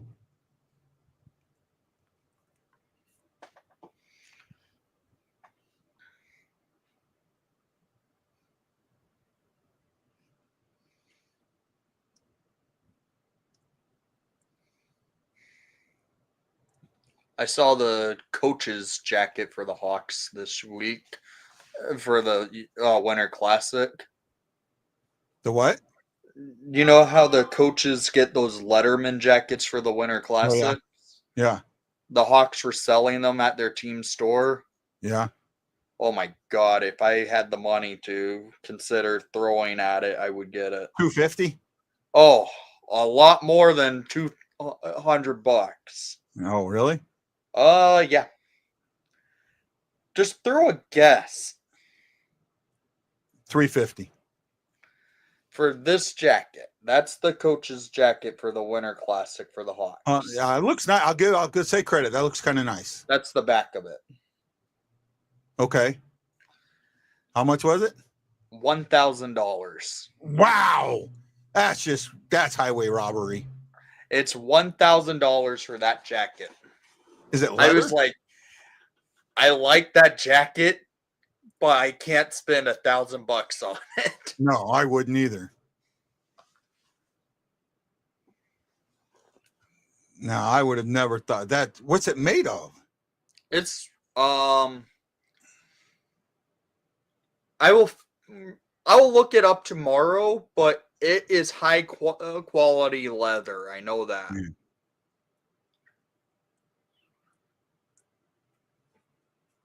It's handmade in the US, real leather. I know that. Yeah. And I will look at it tomorrow at the store when I'm in the United Center. But the coaches' jackets I knew always have been very expensive. I haven't seen the one for the Blues. I probably would like to. It probably. I remember the one that Hitchcock wore in 17. Mm-hmm. That was pretty nice. I have one that looks very similar to the one in 2019. I could go grab it. I'll show you.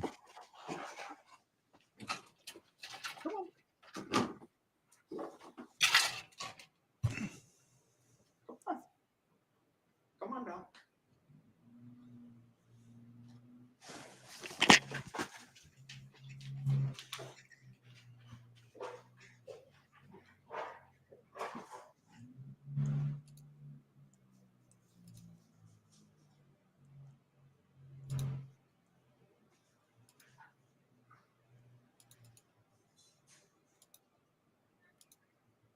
Early? I don't know. 6:30. Doors open up at 4. Why?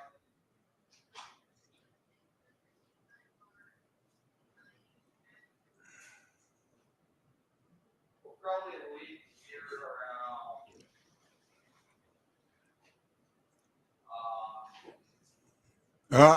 Penalty kill coming up.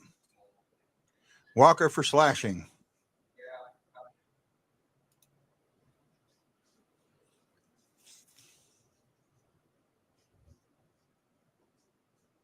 it's off.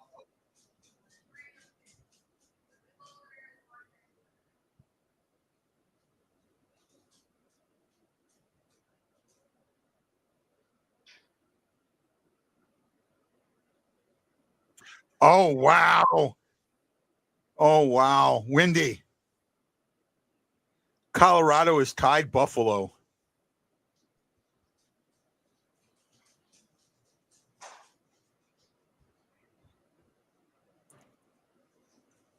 Oh, Wedgwood could get me a win out of that. That would be so good.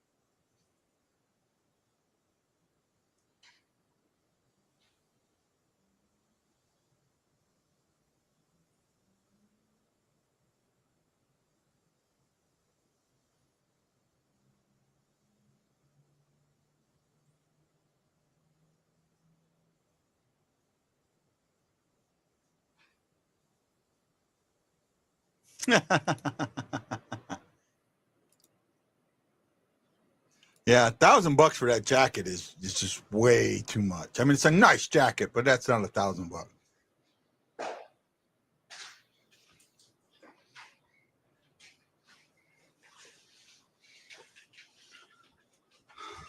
Yeah, I mean, they were down 4-0, and we put Wedgwood in, and now it's 4-4.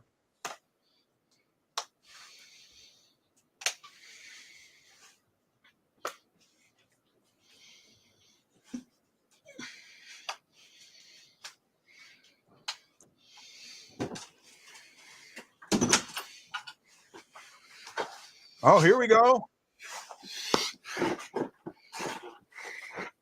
Couldn't get it. Yeah, I remember they wore something similar to that in 19, I think, or not 19, 17.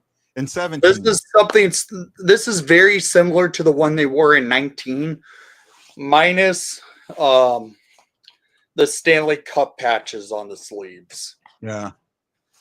The one in 19 the coaches wore had the Winter Classic patch on it. Yeah, he is, but unfortunately, it doesn't count as a shutout. Or shutout. It doesn't count. It's too heavy to wear this. Yeah, I'm sure. How much was that one? Do you remember? I got a great deal on this one because it's not the official coach's jacket. Yeah. Okay. actually made different than the actual coach's jacket. Yeah. I paid $150 for this one. Oh, well, I mean, see, if you'd have said 500 for the one that you showed, I'd have been okay with that. Okay, that makes sense. $1,000 is just I'm sorry, that jacket didn't cost $600-700 to make. You know, that's even handmade. It's still not $600-700 a jacket. You know.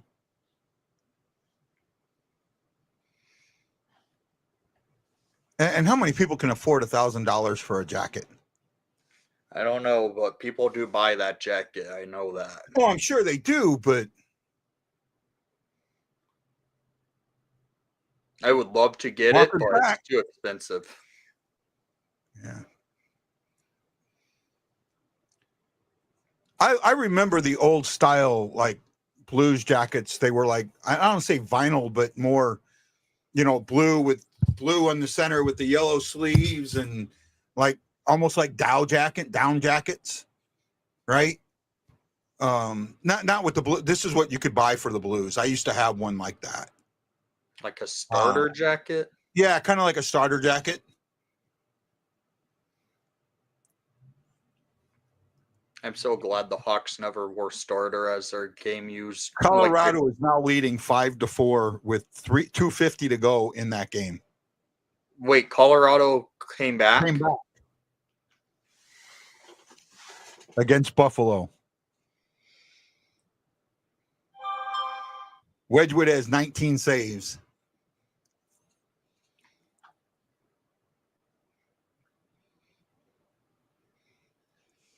My fantasy team's doing great tonight. Mine's not. I could use Suter and Thomas to hook up. Tonight I put up 20 points on for fantasy. Ours don't work that way. Goals are usually worth a point in my league. And I have several players who scored some goals. Mine is head-to-head, so it's goals are one category, assists are one category, points are one category. So if you're ahead of them in goals, you get that point, right?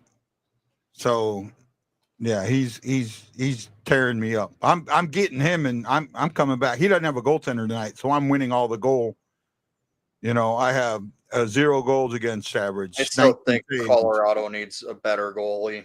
Wedgwood's not a good starter. Maybe not, but he can help them.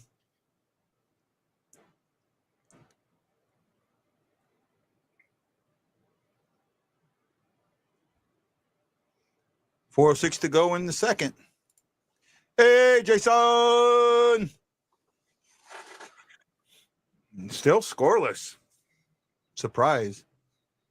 That's one of my bucket list things is to go on a Western Canada swing. Especially now. I just want to go to all 32 arenas. Oh, I do too, but I've been to 7. Right? I've been,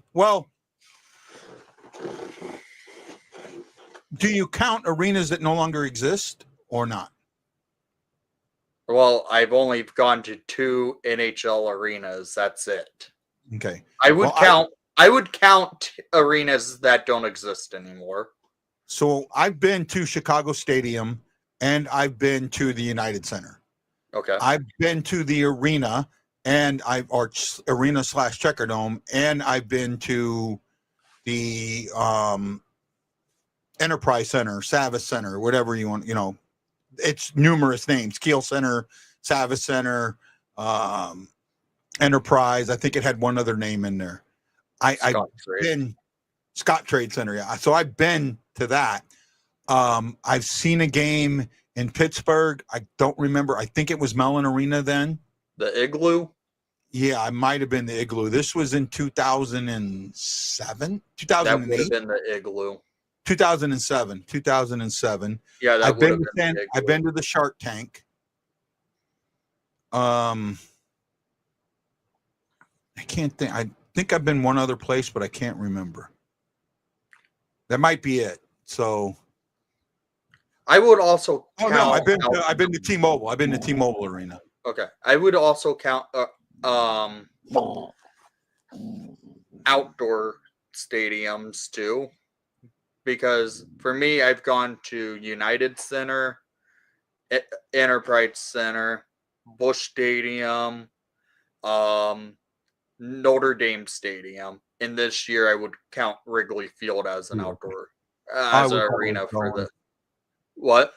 I wish I was going. I just can't afford it.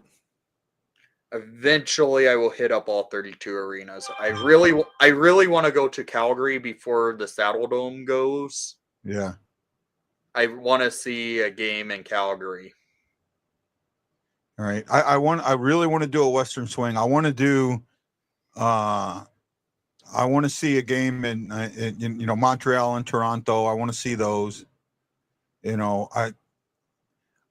The original 6. I really want to make sure I get to see all the original 6s.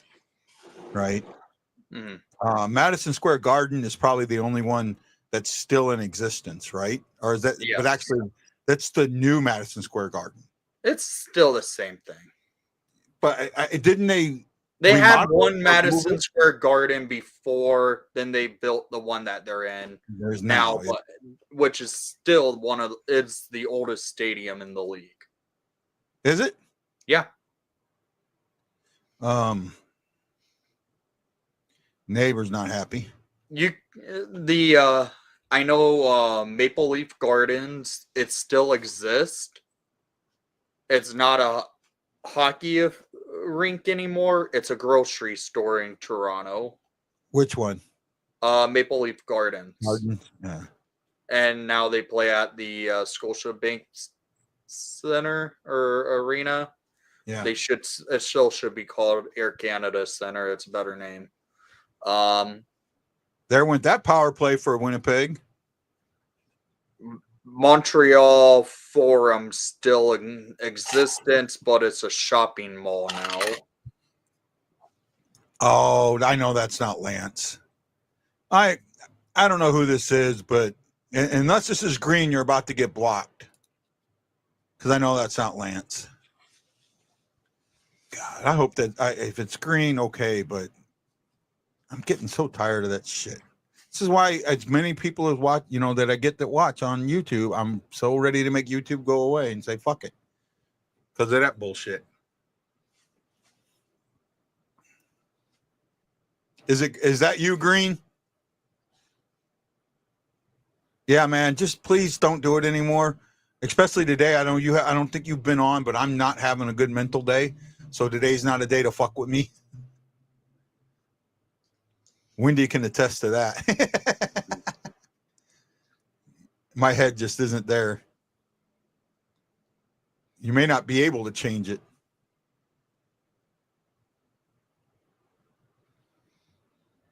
Oh, 4-on-4.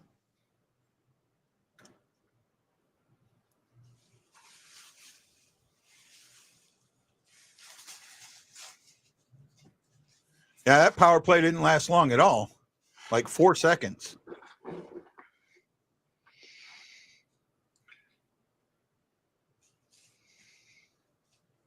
Next week, I walk for my graduation finally. Oh, congratulations, man. Thanks. What do you get your degree in? Communications? No. Aviation. Aviation. Ooh. Mechanics or? No, aviation management. Oh. I finished up in August. I already have my degree. I did some walking and graduation. Scores! 2-on-1. Kairu.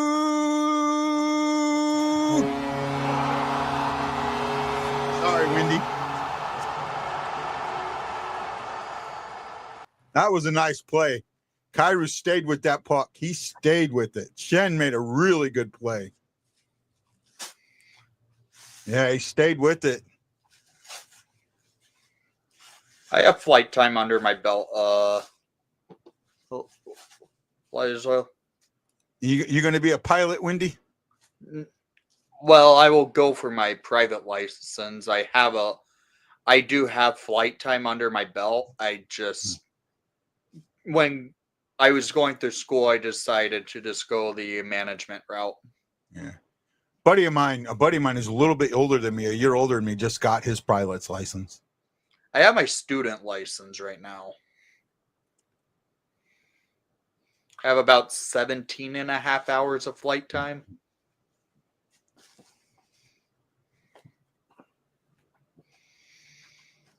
Scores 2-0 Holloway.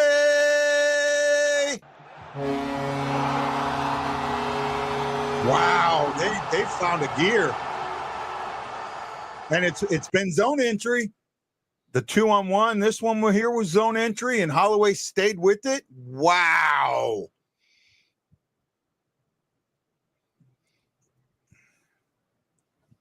Zone entry, right? That had everything to do with zone entry. 80% of your goals come through the neutral zone.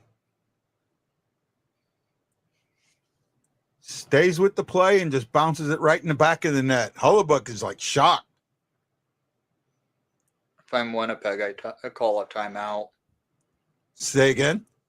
If I'm Winnipeg, I would have called a timeout. Nah, too late in the period. It still would have been a smart move to call it.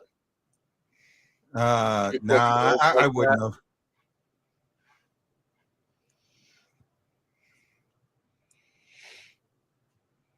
I think in a game like this, it's going to be a tight game. By the way, Colorado ended up beating Buffalo. Buffalo found a way to Buffalo it up. Yep. I ended up getting 22 saves and a win from a goalie that wasn't supposed to play tonight.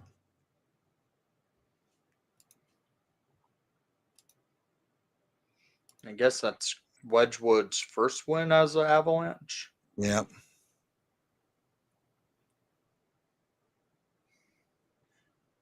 Say no. What did you say? Boberg what? Wedgwood's first win as an Avalanche. Yeah. First game he's played as an Avalanche. He just got there Saturday. Yeah. He was a backup Saturday.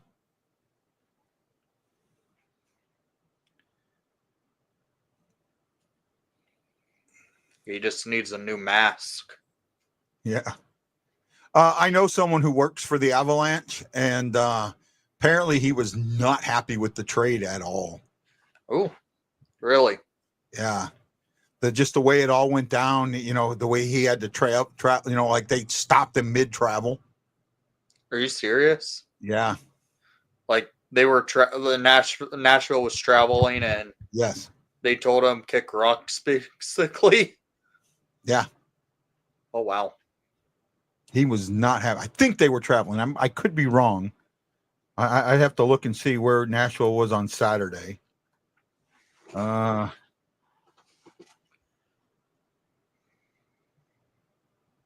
Let's see. Saturday they were in Minnesota, right? And basically traded him Saturday morning, and when he went down, he handled, told him, they called him and said he had to pack his bags and get on a plane to Colorado. Right. So the guy that helped him with his bag said he was not a happy camper at all. I mean, he just signed with Nashville this offseason. Yeah. So he's probably like, yeah, screw you guys at this point. Yeah. That wasn't what a period. That was what a last 3 minutes. Wow. And if they can keep that up,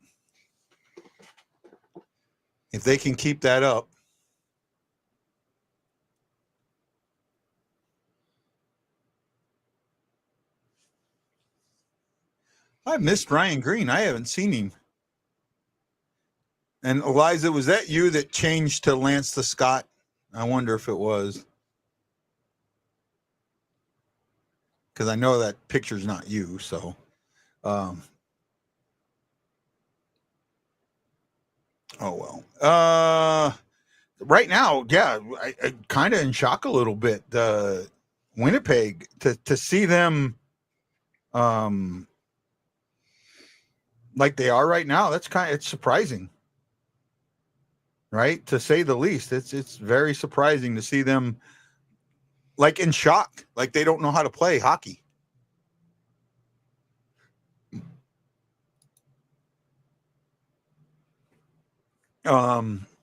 Blues had 19 shots that period to Winnipeg's 3. Right? They're being outshot 25-11. Right? When was the last time Winnipeg was outshot by double digits? It's probably been a while. Especially this season. It was in Tampa. This season? Yeah. Right. So about 2, maybe 3 weeks ago. Yeah.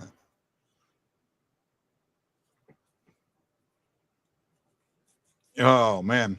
So in this period, it's pretty quiet. Blues are shapping shots off. At 11:30, Walker takes the first thing on a score sheet. He gets a 2-minute slashing penalty. No, pardon me. At 6:56, DeMello gets the first, gets a holding the stick penalty.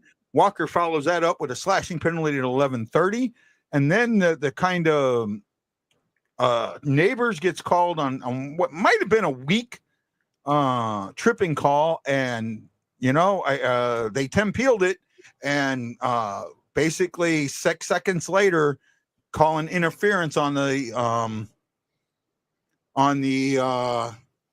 face-off, and that puts us 4-on-4. And while 4-on-4, Jordan Kyrou and Shen take the puck through the neutral zone, pass it on each other. Kyrou takes a shot, holds on to it, gets his own rebound, puts it in for his 8th of the season, and then just 39 seconds later, Holloway from Prunovich and Thomas, and I needed that from Thomas. Thank you. Now I got a point. Yeah, I finally got my first point, and I'm still down by 4.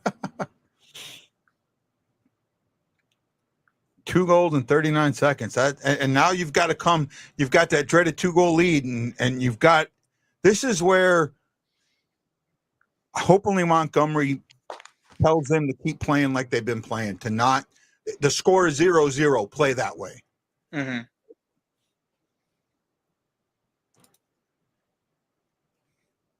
Wow. I don't know. I haven't seen Matt. Well, he was on a couple days ago. I haven't seen him in a little bit.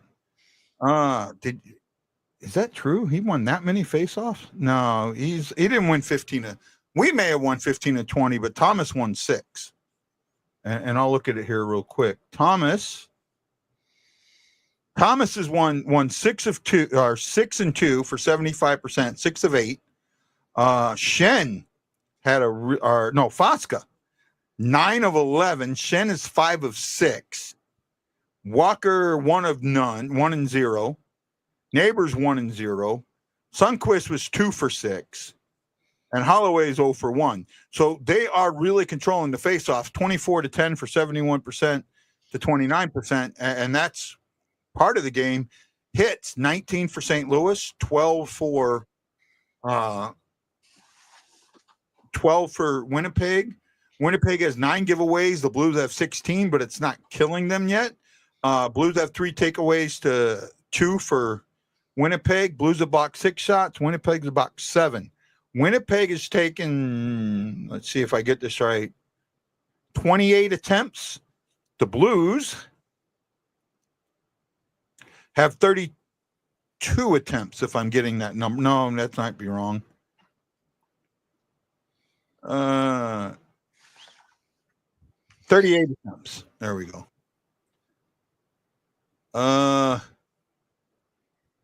But they've got to keep winning faceoffs. Got to keep winning them. Keep winning them. Keep winning them. Keep winning them. That's what's important. And the shot leaders, Kyrou with 6 shots, right? 7 attempts, and no one's even close. Holloway's got 3 shots. Joseph has P.O. Joseph has 4 attempts. Boberg has 5 attempts. Fosca has 4 attempts. Neighbors has 3 shots. So just keep playing, right? Just keep playing. And this is where the Blues in the past have messed things up. Ashley, her life just makes it to where she can't be on the show anymore. Right? There's no issue between us, none like that. Just with things going on in her life, she can't be on the show.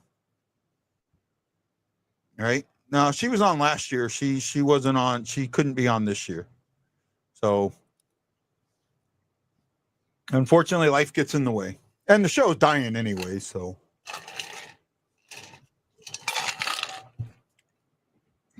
It is what it is.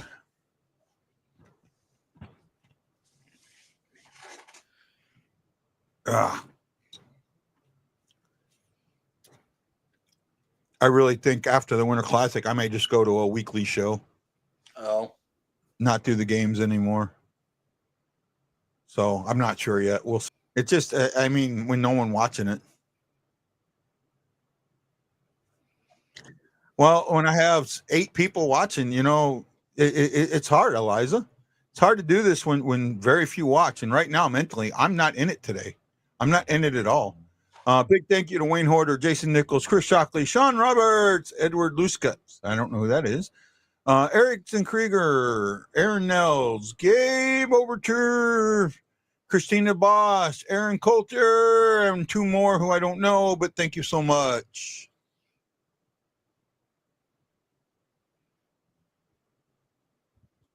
Why can I not put anything opinion in on the report? Alex, I do not know, but I see this. I'm not sure, bud.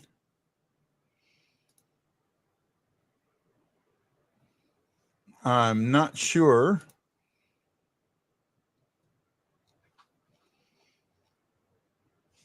Hold on a second, bud.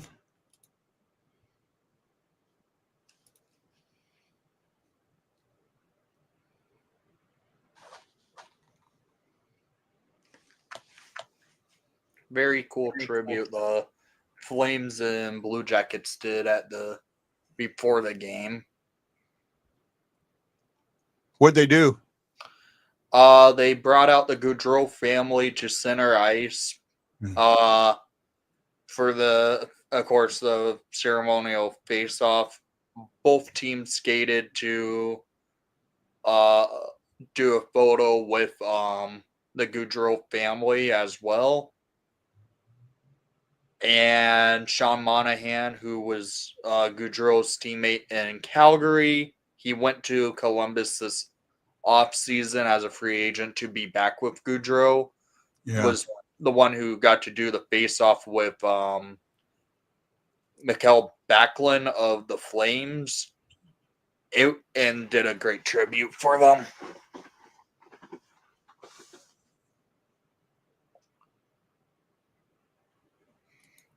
Ooh, that's getting cold. Wish I was there, though. That period, signed the Blues kept coming at all game, and they just wore them out. You're kind of right. I don't know.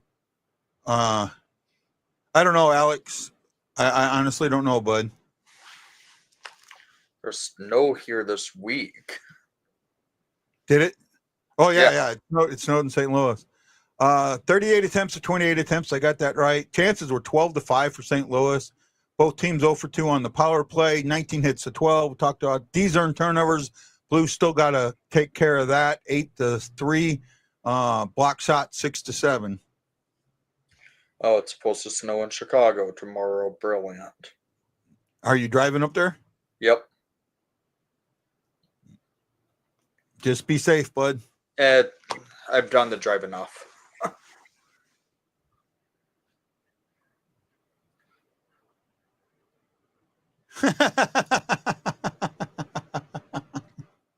There's Matt Lowe. We found him. Someone was asking where you were, bud. I forget who was asking. 2-0 Blues. I just right now, this is where I want to see killer instinct. This is what I think Montgomery can bring to the Blues, is that killer instinct. And that's what we've lost. And it's been gone for a long time. Since Monty left, the Blues have lost that killer instinct. And they went to that defensive style of hockey. And it just doesn't work anymore. I mean, it works a little bit, but it doesn't work, especially during the regular season. It just doesn't work. Mhm. Did you put Bedard as generational somewhere tonight, Wendy? I really didn't talk about Bedard tonight, did No, I? I mean not on the show, but somewhere else. No, he is still a generational talent, but I haven't really talked about Bedard at all this. No, you haven't. Well, you did a little bit. I talked about the fact that Hawks don't have it's been very It's just in the lines, inconsistent for the lines for Bedard this season. So Yeah. I really didn't talk about Connor Bedard at all. Yeah, no, he hasn't. He hasn't. I really haven't can- talked much about the Hawks much. No, you haven't. You've been. Yeah, we talked a little in the pregame because I just couldn't get my head in the game at all. But no, you've been. We're talking more hockey around the league. Yeah, tonight. hockey around the league and that. Yeah. It's be interesting to see what they do with Grudeau, right? You might be right with all the first timers, this time, but maybe they wait next year. They pull the thing on him. Next year's first ballot class could be interesting too. Right. Not this. What I mean by the year following after this year, but the year to go into the. Do you think 3 years is too soon? Do you like the 5 years for MLB? I think the 3 years is fine because they put less players in the Hall of Fame each year compared to the MLB. Actually, no, they put more in. MLB but there's also usually a lot more players that have waited a lot longer in hockey than in baseball. Well, see, the one thing with baseball is guys fall off where they don't in NHL. Right? Yeah. If you don't get 5% of the vote, you're off. You're off until it comes up until like 20 years until you come up for the Veterans Committee. Mm-hmm. Right? But I don't think with the NHL that anybody quote unquote falls off. Yeah, really they don't. It's just the structure. It is difficult to make the Hall of Fame in hockey. This coming year is going to be pretty much all first ballots just because who they are. Yeah. That are going into this class. Like 2 years ago, you had several players. But I thought they could only put either 3 or 4 in. 4 men skaters, 2 women, and 2 founders. I thought it was 1 woman, 1 founder. No, you could put 2 women in. Okay. Right. I mean, you had Jeremy Roenick waiting forever to make the Hall. Yeah. Yeah, Roenick waiting as long as he did had more to do with political stuff than anything else. No, is the media not liking him? Well, yeah, I mean the politics of it, right? Yeah, he wasn't ever political. It was just a fact.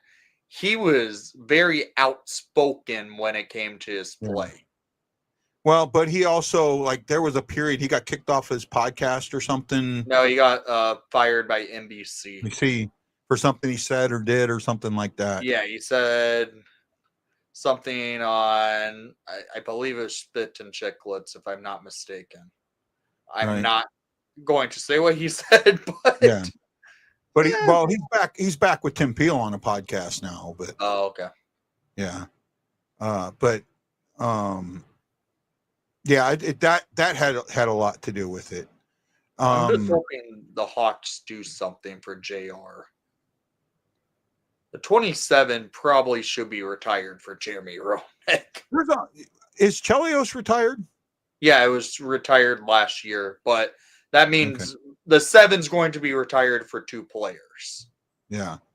Chris Chelios and Brent Seabrook. Yeah. I can see that. You can't. That's the thing. Brent Seabrook is, for Blackhawks standpoint, one of the best players in Blackhawks history. As a defenseman, he also wore 7, as did Chelios. Yeah. The story that Chelios said when he was still with Detroit, when Brent Seabrook got called up to the NHL, he's always worn number 7 because I believe it was because of Chris Chelios. Yeah. So he asked the Blackhawks for Chelios's phone number, and he called him direct to ask, "Will you be okay if I wear your number 7?" And Chelios was like, "I'm on Detroit anyways. It doesn't matter. Go ahead. I don't even know who you are." And then Seabrook's become one of the better defensemen in Blackhawks history. Yeah.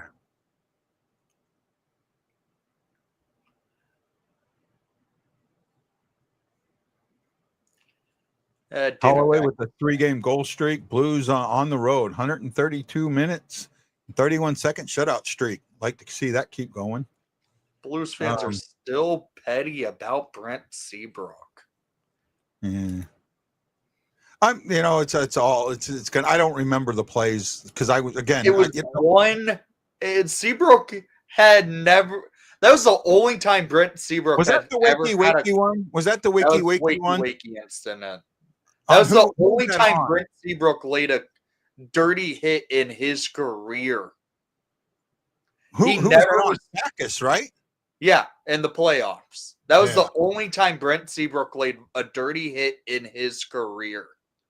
That game, that time.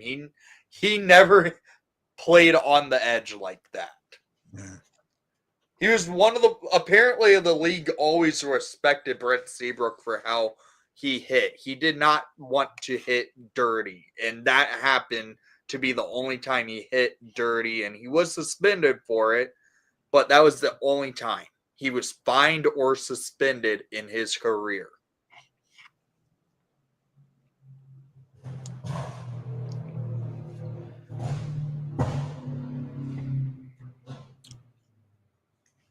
Excuse me.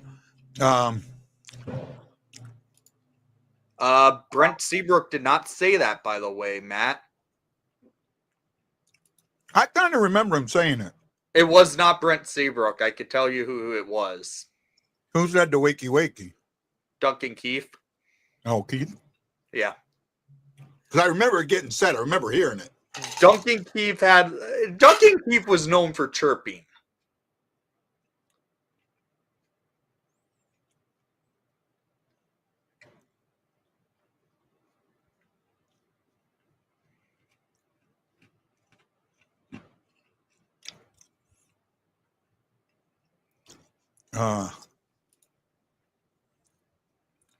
That's the one that I really enjoy going to, Star Wars night.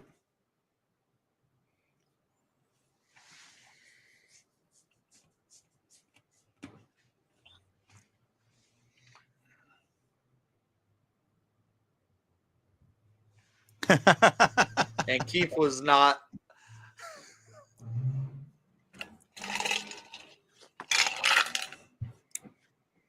Keith's going to be a Hall of Famer next year.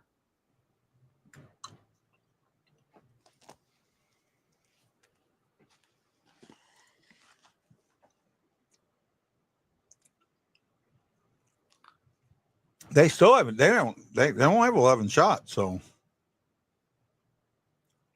I kind of agree with Shiloh about that statement.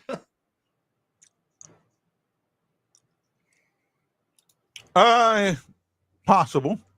I kind of agree that he was overrated. I think he was overrated as a captain.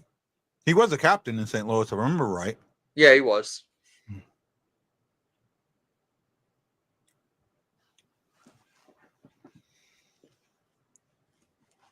Right. You tired, Duncan?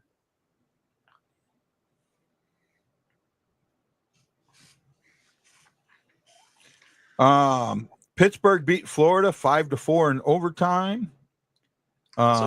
Minnesota and Vancouver are tied at 2 with 14:30 to go in the third.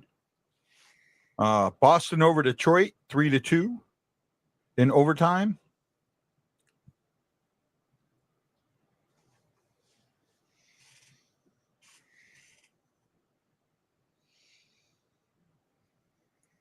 Duncan. You tired, buddy? Say again? My my dog Duncan, he's just almost passed out on my right by my computer.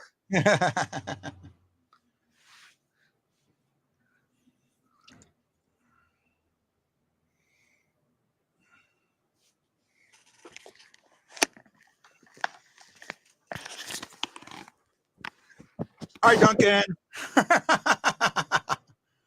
How you doing, bud? Look at him.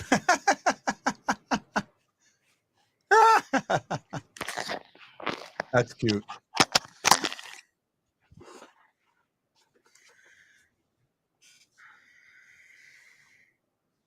God, I love how they're entering the zone. Oh, almost. Yeah, wow. Yes, Holloway did score again tonight. Cairo and Holloway scored 39 seconds apart.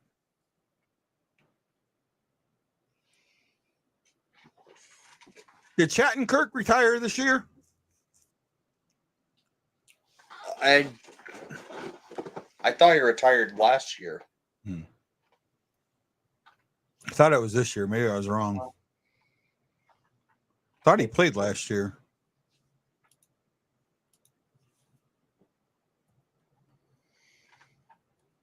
No, he's still playing. Is he? Where is he at? Let's see here. I'm trying to look. No, last it says 23-24 in Boston.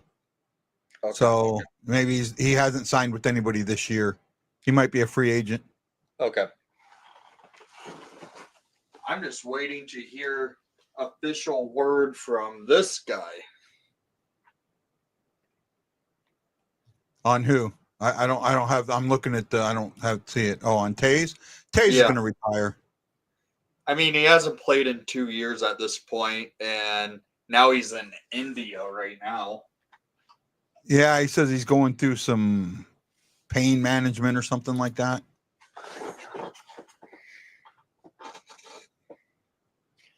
That's a number that's going to be retired in Chicago. Who? 19. Taze? Oh yeah. There's so many numbers that are going to be retired soon for the Hawks. 19, 2, 7 for Seabrook, 88 for Kane. 50 should be retired for Crawford.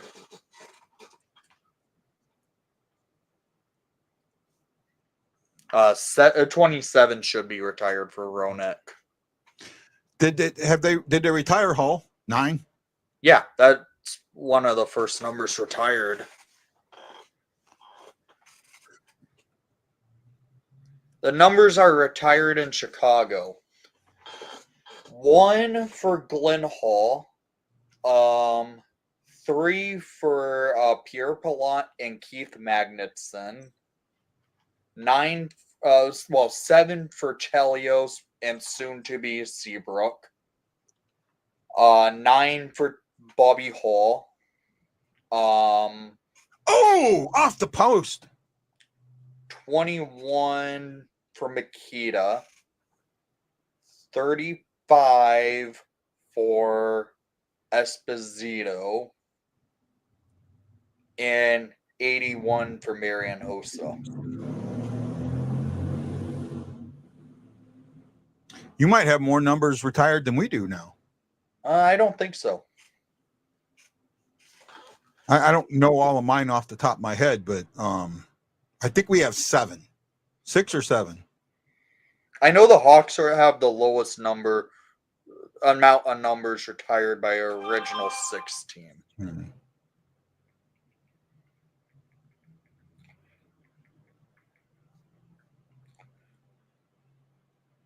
I read. Hey, Shaggy! I was reading something a while I think ago Wolves about. has more. They have Yeah. 8.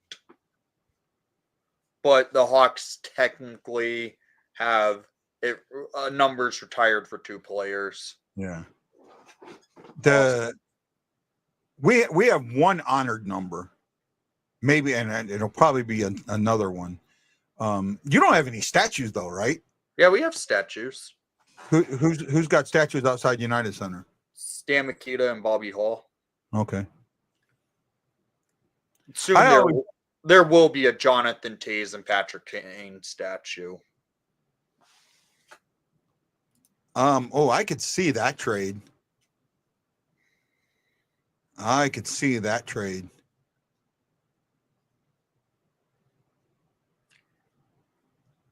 I don't think that's a smart move. The player they should try and offload is Trouba, even though he axed to trade in the offseason. Yeah.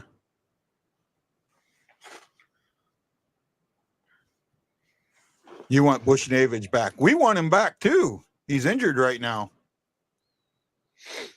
Oh, Trouba had surgery, I think, didn't he? Somebody just had surgery.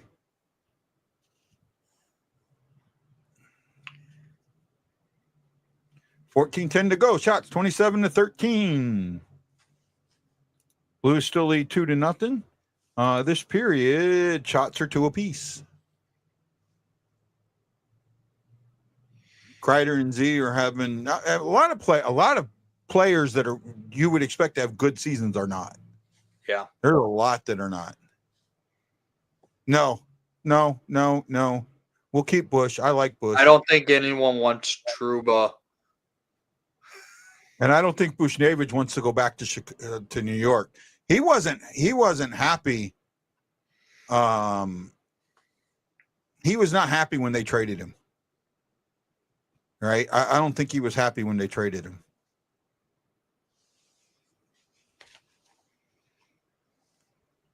Is Kreider likely moving Shiragi? I could see it. I mean, they're going to move some guys. No, I didn't, Shag. I thought you were absolutely real. I know you want Bush back. Bushnevich has been a good player for us.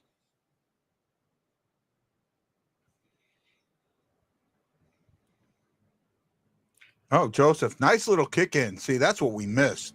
I will take Zibanejad in Chicago. You take almost anybody in Chicago. I want some goal scorers on the team. There's one guy that I think Chicago should get, but I don't think he would ever play for Chicago. Who? I don't think you would agree with this, but I think that he might fit in well with a young squad. Are you talking about Tarasenko? Yep. I will say this. I was kind of wanting the Hawks to sign him in the offseason. Oh, really? Yeah. Hold on a sec. Kyrou with the second of the night. Kyrou on hat trick watch. I'll trade 2 or seconds for Kako. I think you'd have to give up a first. We have so many draft picks. We could easily do that in Chicago. I just don't want. Holloway, that was Holloway and Kyrou. I want to see the Hawks target man.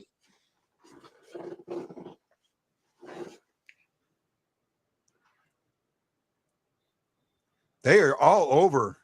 Oh, here we go. We're going on the power play for Holy. Yeah, he pulled him down by the neck.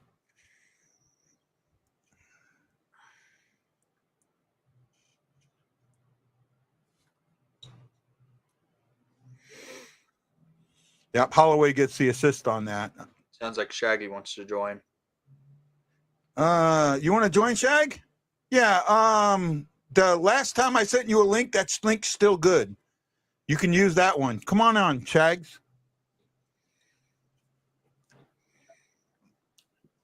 Yeah, that was a great shot. I will agree with you on that. Better was the pass from Holloway on his ass, right? I mean, it was between his legs, and he's able to get it out to Kyrou, and Kyrou sets himself up right there at the top of the house, right? Mm-hmm. All these people that are slamming on Kyrou, they don't understand the guy, and a lot of it has to do with freaking Berube. right? Berube tried to make Kyrou into something he wasn't. And he was never, you can turn an older player into a two-way player, right? Hull got turned into somewhat of a two-way player, right? He got turned into more of the defensive mindset later in his career, especially with Detroit, right? Yeah. Playing third line and that. You can't do that to a younger player, right? That's not what's in their mind. They still have that skill. You're coaching the skill right out of them. And I've seen so many, Kyrou's been our worst player. He's leading the team in points. How can he be your worst player? It's because he had a feud with Berube, which I'm on his side. Right? And Toronto right now is struggling a bit with Berube because the last thing they hear out of Berube's mouth is a negative statement. And that wears on players after a while. It wears on anybody. Oh, yeah. I did grabbed him and pulled him down. How? The Hawk, too, with a little sauce. Hey, as long as he can get it there, right? Shaggy, are you still with me, man? The last time I sent you a link, that link is still good. But I will try and send you another one. See if I can find it here.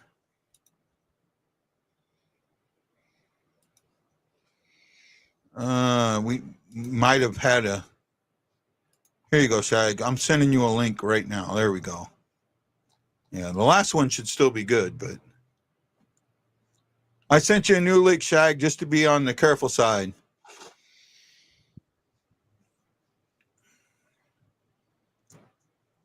This is a power play that, if you score on, you put the game away, but you don't need to. The important thing is to kill the time and not give up a shorty like they're going to.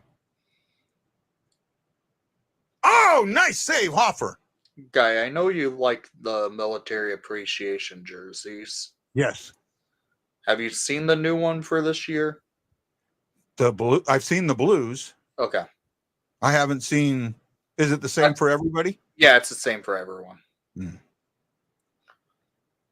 I want one. I want one. I might buy myself one. I haven't decided yet. I'm wanting to get the new Hockey Fights Cancer jersey. Those are nice. The Blues do they're the last team to do the Hockey Fights Cancer, and they do it in December. The Hawks are having a late one this year. Yeah, we do it in December. Ours is in February this year. Oh, really? Wow. I know I have tickets for that game. Yeah. So I will go see the purple carpet and everything. I might end up dusting off the... it's connected to another. Yeah. This one to the game on when I go to the Hockey Fights Cancer game for the Hawks. Yeah. Troy Murray signed it and everything. Yeah. He's right now battling with cancer, so. Or I can have an Esposito one made up. Shots are 30-14. Hey, Duncan. Gets his second point of the night.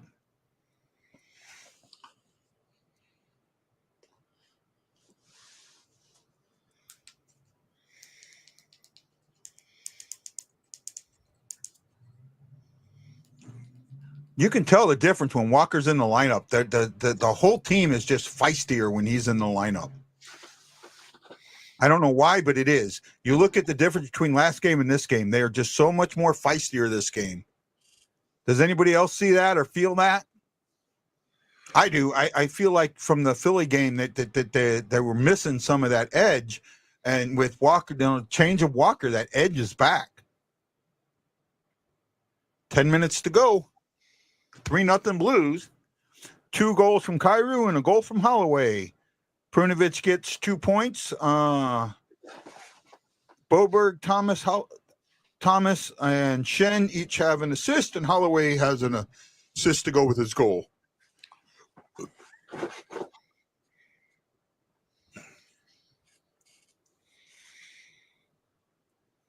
Trying to figure out what jersey I'm wearing to the game tomorrow.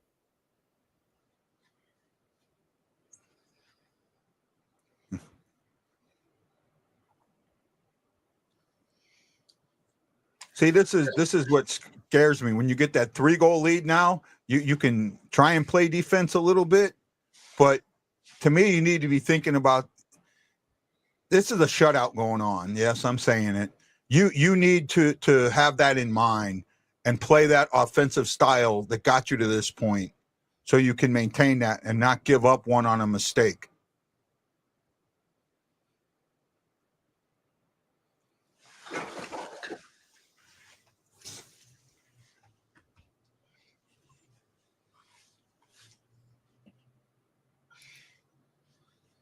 It feels like it. It does. It feels like the energy that he brings is contagious. You got a Steve Passmore jersey there, Wendy? God, no. Sucked. Yeah, Walker adds an edge. I can imagine Aussie on the bench saying, come on, mate. Can only invigorate players. It does. It feels like that to me. Hey, Shaggy. Hey. Hey, just so you know, the link that I sent, because I use Studio now, that link is always good. If I'm on, that link is good. Okay, so that's good to know. You don't need a new link. Awesome. So, hey, yeah. I mentioned this to you already when they faced the Rangers. The fact that they're beating people to the puck. They are doing things that are, again, they're big things that are small. And it's things that will win you games just by itself. You're facing a excellent Winnipeg team. We're talking about the best goalie in hockey. We're talking about a team that has been persistent, scoring on everybody, and you guys are making them look a little bit sluggish. Yeah. The other thing, and this is something that we noticed. The Ranger game did we have? We didn't have Montgomery then, did we? You did. That was the first game. That was the first game, right? The one thing that I remember from that, and you're seeing it tonight, we kept talking about zone entry for the Blues, right? Nobody was waiting at the blue line for a puck, and they consistently entered the zone. Has units, and you're seeing that tonight a lot. And the goals that they've scored have been from entering as a unit. Have come out of the neutral zone. And it's something that they didn't play before. They played a defensive style of game that just, look, if you got players that's how they play, that's fine. But the Blues didn't have those players. The Blues have offensive players. And it just seems like the system is working. And they've had Winnipeg, believe it or not, since the beginning of the second period on their heels. And we have our backup goalie in, right? Well, your backup goalie is one of the better backups in the league. So don't give me that. Oh, my backup goalie's in, because Hoffer is going to be a starting goalie once Binnington is whatever. Yeah, Hoffer's easily a starting goalie. You're not talking about most teams out there where their backup goalie is someone that either is a veteran who you're just keeping for whatever, just to be the backup, like a Jonathan Quick for the Rangers, or you have a backup that's Kevin Lankinen who's doing pretty well actually as a starter, but a young guy that's not ready to come up yet. Exactly. That's why I never understood why there are certain great teams out there. One example was the Avalanche. Why they had a Noonan as the backup for Georgiev. Georgiev, if he falls apart, you're left to a rookie, and you're a team that's not looking to just develop right now. You're looking to win. So why is your backup? Why are you depending on a rookie and on Noonan and not? They traded him. They traded him for about time. I don't understand why it took so long. They traded him. But you know what? You know someone who should be really, really pissed? Who? In that whole situation? Who? Askarov. Oh, for sure. Right? I mean, he got screwed in that whole deal. Yeah. That should have been him. Right. I mean, he now has an opportunity to succeed in San Jose, though. Right. Come on. The thing is, Askarov's the guy, though, because he knows how good he is not going to want a situation. A rebuild. He wants to win. He knows Yeah. that you put in front of him real players and you put He's him gonna behind win. the actual defense that they're going to win. He's going to be Yeah. able to be a starting goalie. Why would I want that? Seconds into my career, I'm behind a developing team that I'm going to have to wait till mid-career to wake up and actually start winning. I mean, the thing is, he did ask to be traded. He Well, yeah. asked to be traded, but that's the reason why he asked to be traded was because you get the starting Of real Wedgwood. quicker. Because of Wedgwood. They traded Right. for Wedgwood. They brought Wedgwood in, and he didn't want to start in minors again because he knew he was NHL ready. Mm-hmm. But the thing is I think that they traded him. They could have done a lot better trading him than to San Jose. Right.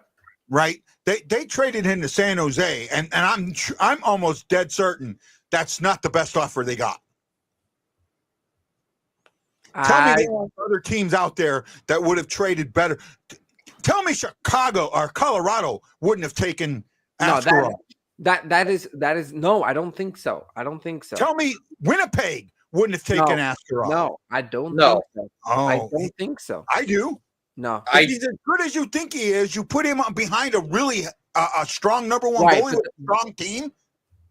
No one's arguing with that point. That point is valid, but it's the fact that these teams are looking to win now and putting Askarov, who can be your future. You're really thinking the right now. Your future thinking has to do with maybe the pieces that you're going to be trading for in order to build yourself a win now team. If the Rangers right now wanted to trade, you said, Shaggy, but you said it yourself. Why did Colorado go with the rookie? Askarov is a rookie that already has solid NHL play. He played last year. Anunin has two. If you remember, Georgiev was hurt. He has his starts. He had great starts. Askarov doesn't have much NHL time. What? Huh? Guy, you were saying Askarov had solid NHL games, didn't he? He only played a handful of games, a couple of games last season, not many. Yeah, but it just he played, but he did play in the playoffs. I think. I don't think so. I think he got one game in the playoffs. I think he came in late in the game or something. He may have gotten. I could be wrong, but I thought he got a playoff game. And Shiloh, yes, I do have a Monte jersey. Yeah, he does. I don't know. Maybe I'm wrong. Askarov started in only 2 NHL games. That's what I thought. He made his debut with the Predators on January 12th and lost Montreal Canadiens 4-3, and was traded to the Sharks in August and only has played 1 game for the Sharks. Well, I know he played against the Blues. But that wasn't his debut. It wasn't his first start. I know that. January 12th I want was his first start. That might have been his third game, I think. Third or fourth game. has started 9 games in his NHL career, and he has 6 of his 9 games that he has started have been wins, and he's made a total of 11 starts. So 6 of his 11 starts are wins. Okay. And 2 of those wins came against the 23-24 Chicago Blackhawks. Yeah. So not much to say there. Yeah. The thing is that when it comes to guys like Anunin and Askarov, one thing you have to realize is, this is not like in pitching where you're taking a guy and I can't do this. I'm just not that known in hockey, but I can't sit there and, a pitcher has a cutter and a slider and you could break down, hey, I can make a slider better. In hockey, it's pretty simple. You got to be a good goalie and you just want to see if they have good tendencies. And, goalies do get better, but I also feel like goalies' tendencies tend to be the same thing. There's Shesterkin and these other guys, I don't care how good you are, have their weakness, their weak spot. Every goalie has that. And I don't think it changes through their career. Maybe there are moments that they do better in it. But again, I saw a stat today that the most inner slot shots, whatever you call those in hockey, belong to against Shesterkin. That's what he faces, and he's been giving those up. You want to just talk about everyone's weaknesses, they're going to have that. So when it comes to bringing in a goalie, I feel like a lot of it doesn't have to do with, hey, I like this guy Oscarov, or hey, I like this guy Noonan. It has a lot to do with, number one, their success. Number two, possibly maybe their personality. What are they going to add to my team? And number three, I think it has a lot to do with, if they are someone that has shown that their tendencies could be, whatever the tendencies they do have could be worked with. Well, I will say this. I'm going to disagree with you a little bit, because I can think of a goalie, and I'm probably going to get banged on here, but I can think of a goalie that has, they pulled the goalie already. I would too. You got 3 minutes. You're down 3-0 with 4 minutes to go. You wanted, yeah. I would do that. I can think of a goalie that has corrected one of his biggest weaknesses. Who's that? Bennington. Which one? And Which weakness are you referring to?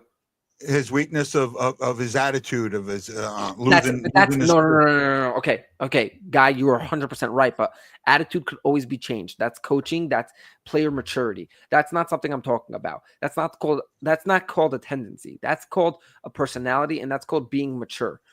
I look at guys like Trouba, and I get upset, because I feel like if you're a captain, you can't be a guy that is there goes that. You can't be a guy that's doing such things. I started Bennington today. There went the shutout. You jinxed it, Guy. Yeah, I jinxed it. But you know what? Guy, I found when you pull a goalie with 4 minutes to go, you have a better chance of scoring than 2 minutes to go. Yeah, I've noticed that. Because I feel like teams are sort of not in their mode of, hey, there's 2 minutes to go. Like we got, that's it. It's like 4 minutes. We got time. We have to play real hockey.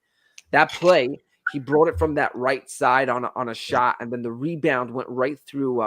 I couldn't see which player, number 55's legs, and that's just something you're not going to put on. Went through Parayko's legs. Yeah, I went through Parayko's legs. That you can't. And right to Shafley. Yeah, that was just lucky. I know. Do you believe, Guy? I had this argument with someone. Do you believe that there's luck in sports, or do you believe that these players have enough talent that whatever happens are just their natural, habits? And so I believe in luck. I believe in luck in sports. All right. I believe sometimes you make your own luck. Again, right? What does that mean? What does that mean? Right. What does that mean? Okay, so it was luck that the puck went to Shafley, but Shafley had the skill. But Shafley had the skill to be in that spot. I like that. I like that response. Guy, that's a good response. You got to write an article on that. Okay. No, I'm serious. No. I'm also serious. That's Guy. You look at that shot. You look at that shot, and that was a good shot and a good save. Yeah. Right. The fact that it goes off of Hoffer the way it does, that's the luck of the angle, right? Is that luck or is that luck? 1 second. Is that luck? Let me just throw this at you. Is that luck, or is Shifley's shot meant to do that? No. The luck part here is the way the angle it comes off of Hoffer, right? Because it can come off, even with math, it can still come off different ways because there's other things that are in the way. They pulled him again. That was easy. Right, Thomas! that was too easy. Got it back. That was too easy. I actually am a little bit shocked. And I needed that. I have Thomas on my IR on So one do of my I. teams. No, I have him on my IR. What happened is that I have nobody that's bad enough to drop. Let me tell you this. Listen to this situation. Why is Thomas still on IR? Because he's No. He's not on IR. Listen to this team, and then you'll understand. I have Suzuki and Connor McDavid at center. Neither of those are you able to drop. My wingers are Robertson, Batherson, Reinhart, and Keller. You can't drop any of those either. And defensively, I only have 4 defensemen. In the league, there's 4 defensemen. I only have 4 defensemen. So trade Thomas for defense.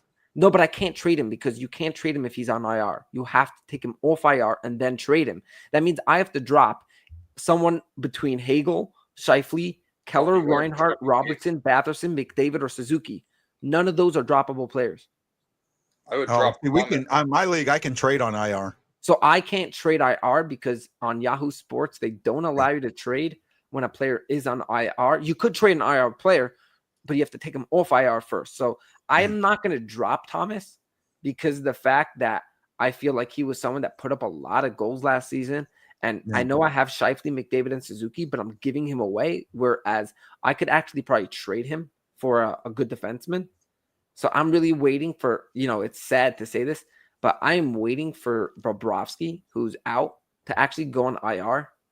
And then I could take Thomas off and trade him, and then get back to my team. But I actually have found, very interesting enough, that How long is Bobrovsky out for? Well, according to reports, and I didn't understand the reports, but yeah, according to reports, he's just not available. They're expecting a child, so he's not traveling with them there. So I'm hoping that he's out for like a time a bit or something like that. And I don't know. He's probably going to be missing maybe 2 games. Yeah, it seems like he's not going to. 3 games at the most. Right. They usually wait until at the last. And the team can't put them on IR if that's the case. Right. So I'm going to get messed over by that. But I have one of my teams. We do like a week by week scoring. Is that the way it works by you? Kinda. Yeah. It's week by week, but we play individual. We're heads up. We play heads up. I drafted the best team I've ever drafted this year. And I am this year 8-0. Yeah. Well, I'm in a keeper league and I'm struggling. So my team's doing well. The crazy part is that I wasn't available to draft right away. And so I came late in my draft and I landed up not having a goalie and landed up trading Montembeault and Letang for Binnington. Yeah. That wasn't a bad trade. I mean, Binnington had a great year, but he's played better. He gets more starts. So even though I'm not, but Montembeault wasn't putting up good points. So trading for a guy who's going to play and put up better numbers than Montembeault is all I wanted. Yeah. Also, I like rooting for you Blues guys. Now that guy, you made me like a quarter a Blues fan.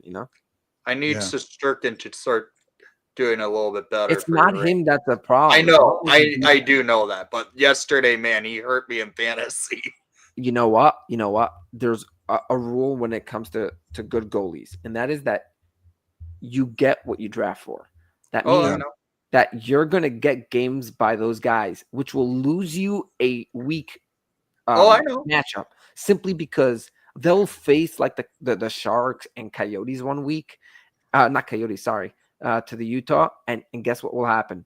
He'll give up 6 goals that week and you're done. Right? Something like that. Man, but but you know what? The Stahl and Lincoln have saved me. Oh my God, I love having Dole Stahl on my team. Stahl, he's crazy. I don't even know. I know. I only have 2 goalies in my league on my team, and it's just Shesterkin and Dole Stahl.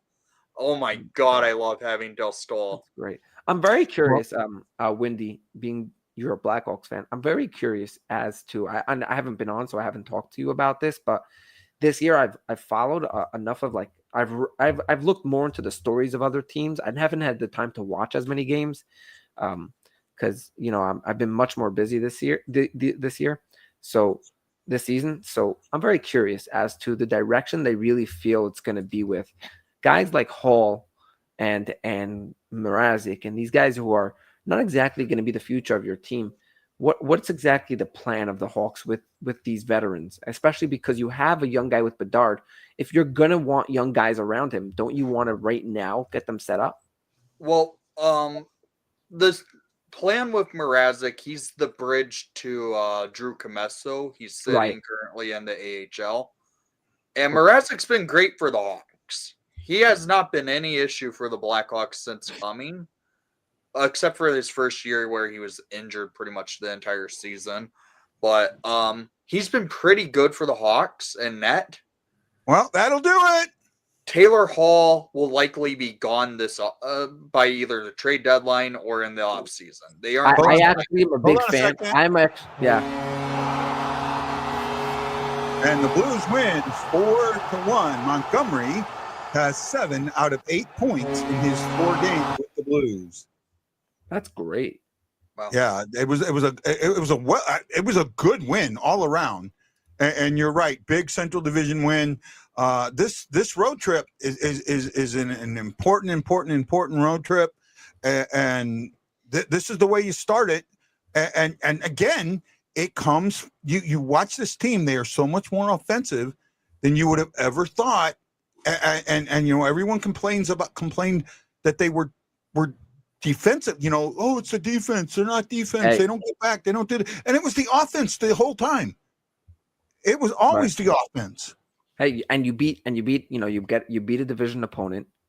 So, you know, you get yourself also back to, you know, 500, 12-12. And you guys have 26 points. So you're pretty much 10 points out of first place. Probably 11 points by the end of the night. That's not bad. You know, you're not really in a sense looking to jump for, and the Wild just won an OT. So you guys are going to be 14 points back. Sorry. 12 points back. Sorry. But this division has been actually quite good, even down to the, I know they're 7-12, the Predators, but they have been good. There's a lot of talent in this division. And it's going to be hard. When it comes time for wild card guy, we're going to be talking some serious races. Yeah, the wild card teams will be good teams. I do think that the wild cards will be good teams. I do think the Blues have a chance at the wild card. I do think they could, you know, with Montgomery sneaking in that third spot. I do think that they have the ability. It's all going to depend on the month of December. It's all going to depend on the month of December. Why are you calling it sneaking? I think that with Montgomery, you could easily win that spot. You know, you have to look at other parts to their game. Look at tonight's game. Let's not look necessarily. The scoring was great, but look at the forecheck. Look at the defense. Look at how they got the puck out of the zone, how they entered the zone.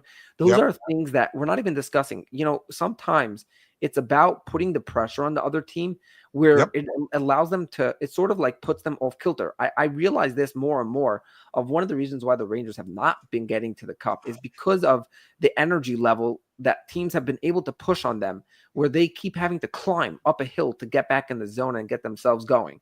And if you're going downhill towards the offensive zone and you're causing the other team to go uphill, you're going to win these games. And that's what they're doing in these games. Look at this game. They caused the Jets to literally have to climb into literally a lucky goal, as we called it, to be able to be in this game. And you kept seeing that every time they got in the zone, the sticks were in the way. The physicality on the boards, beating the other team to the puck.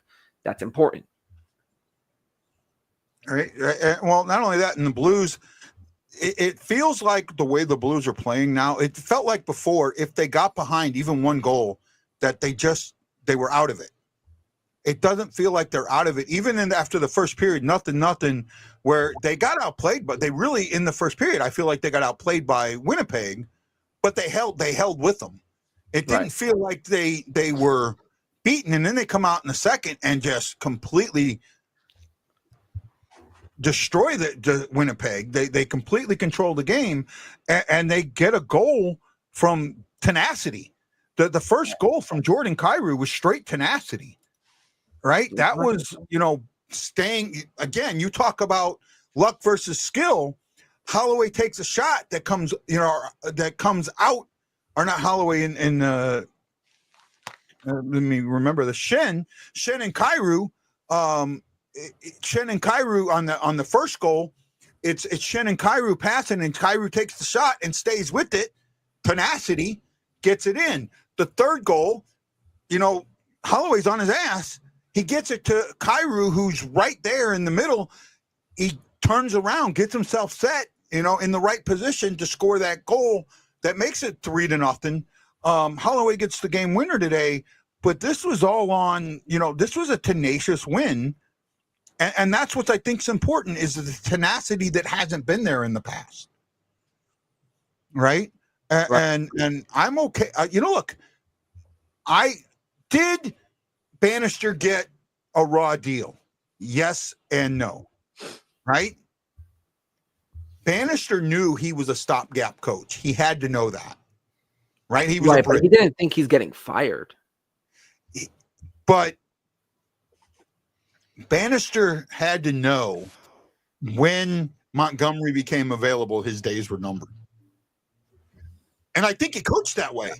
I still, even if you think Montgomery was there, I don't think Bannister necessarily thought he was gone when Montgomery became available, because there's a lot of teams that I think would take Montgomery over their current head coach. Last season, after the season was over, they took their sweet time in naming Bannister the coach. One of the things with that, there was in the NHL, a lot of people felt that Montgomery was going to get fired if the Bruins didn't make it to the second round. It was shortly after the second round, when they made the second round, that the Blues went and made Bannister the full-on head coach. They were waiting to see if Montgomery was available. If Montgomery was going to be available, I think they were going to offer him the job. Okay, that's great. No one expects Montgomery had 2 years left on his contract, I think, or maybe 1 year. This was his final year. Right. With Steen becoming the head coach, or not the head coach, the GM in 2 years, year after next, the Bannister contract was to let Steen get his own coach. I have a feeling when Montgomery became available, Steen said, I would not mind having him as a coach if you want to go get him now.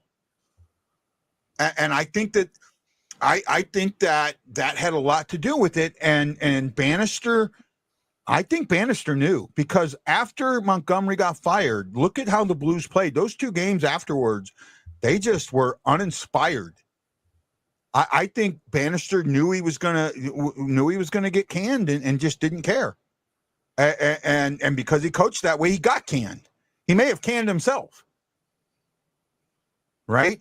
And you have to understand sometimes, the causation. You can cause your own causation, right? If the what? Matt Eberflus and the Bears. Right? You Bannister or Montgomery getting fired wasn't the cause of Bannister getting fired. Bannister thinking that Montgomery getting fired was going to be the cause, because he started coaching that way. Right? The game where they were behind, and they were down by 1 or something like that, and they left Kyrou on the bench. Made no sense. Well, he made a mistake. You guys complained because he made a mistake in the other game and it cost us a goal. Well, you know what? He's a goal scorer. It's going to happen. But you can't leave a goal scorer on the bench. He started coaching as if he didn't care. And that had more to do with him getting fired than anything else. And when Bushnevich came out that Saturday and straight up said, we don't practice offense, and you're not going to win these games 2-1, 1-0, that was it. The Bushnevich is the nail in the coffin. His comments were the nail in the coffin. And look, I know, and I was ready to blame it on the players. I really was, right? But I think that the best thing that happened was Bushnevich coming out and just saying that. Look, we don't practice the offense, and you can't win games on defense. And you look at it, since Montgomery's come in, offensively, this team has been much better. And I also think that there's one player that's not getting the credit for how important he is to this team, because he's on the 4th line, and it's Nathan Walker. The Philly game, Walker was out. There was no energy. This game, Walker was in. You can see the energy was completely different from the puck drop. The energy was different. Walker is a maroon type guy. He's who else can you think of that was a guy like that? I wanted to say the dude Reeves, but I don't think Reeves is really an energy guy. But he's a little guy that brings a lot. He's a David Eckersley, or David. What was his freaking name? The guy that won the MVP of the World Series for the Cardinals in 2006. The little shortstop, Energizer Bunny. I think you know who I'm thinking of. His first name was David. I can't think of his last name. But he Freeze? brings that. Huh? Was that What? David Freeze? No, not Freeze. It sounded like X-Sign or something like that, right? He was an Energizer Bunny. Even when he walked. Oh yeah, it was David Eckstein. It was David Eckstein? Okay. Yeah, good memory. Yeah. That's the kind of thing that you need coaches. You need players to do. You need that player that brings that energy, and that's what he does. Like Sobotka, yeah, something like Sobotka. But Sobotka wasn't very good. Walker is decent, right? Walker will give you points here and there. Walker can score a goal. The thing when it comes to energy on a team, I like to define it more as a leader than an energy, because there are guys out there who on the ice may not have necessarily that energy, but or may not necessarily produce like a crazy amount, but in the locker room, the way they're able to talk to players, energize them through things. Man, I felt that dog coming through the screen. I thought it was actually Guy disagreeing. For a second, I thought that was Guy disagreeing with me. Yeah, sorry about going nuts for a second. Yo, no, it's all good. It's all good. Guy, guess his dog's name, shall you? Guess his dog's name. Scam? No, I just said the name actually. What's his name? Duncan. Okay. Like for Duncan Keith. Shut the stream right now. Okay. That's like me naming my dog like McDonough. Okay. Seriously.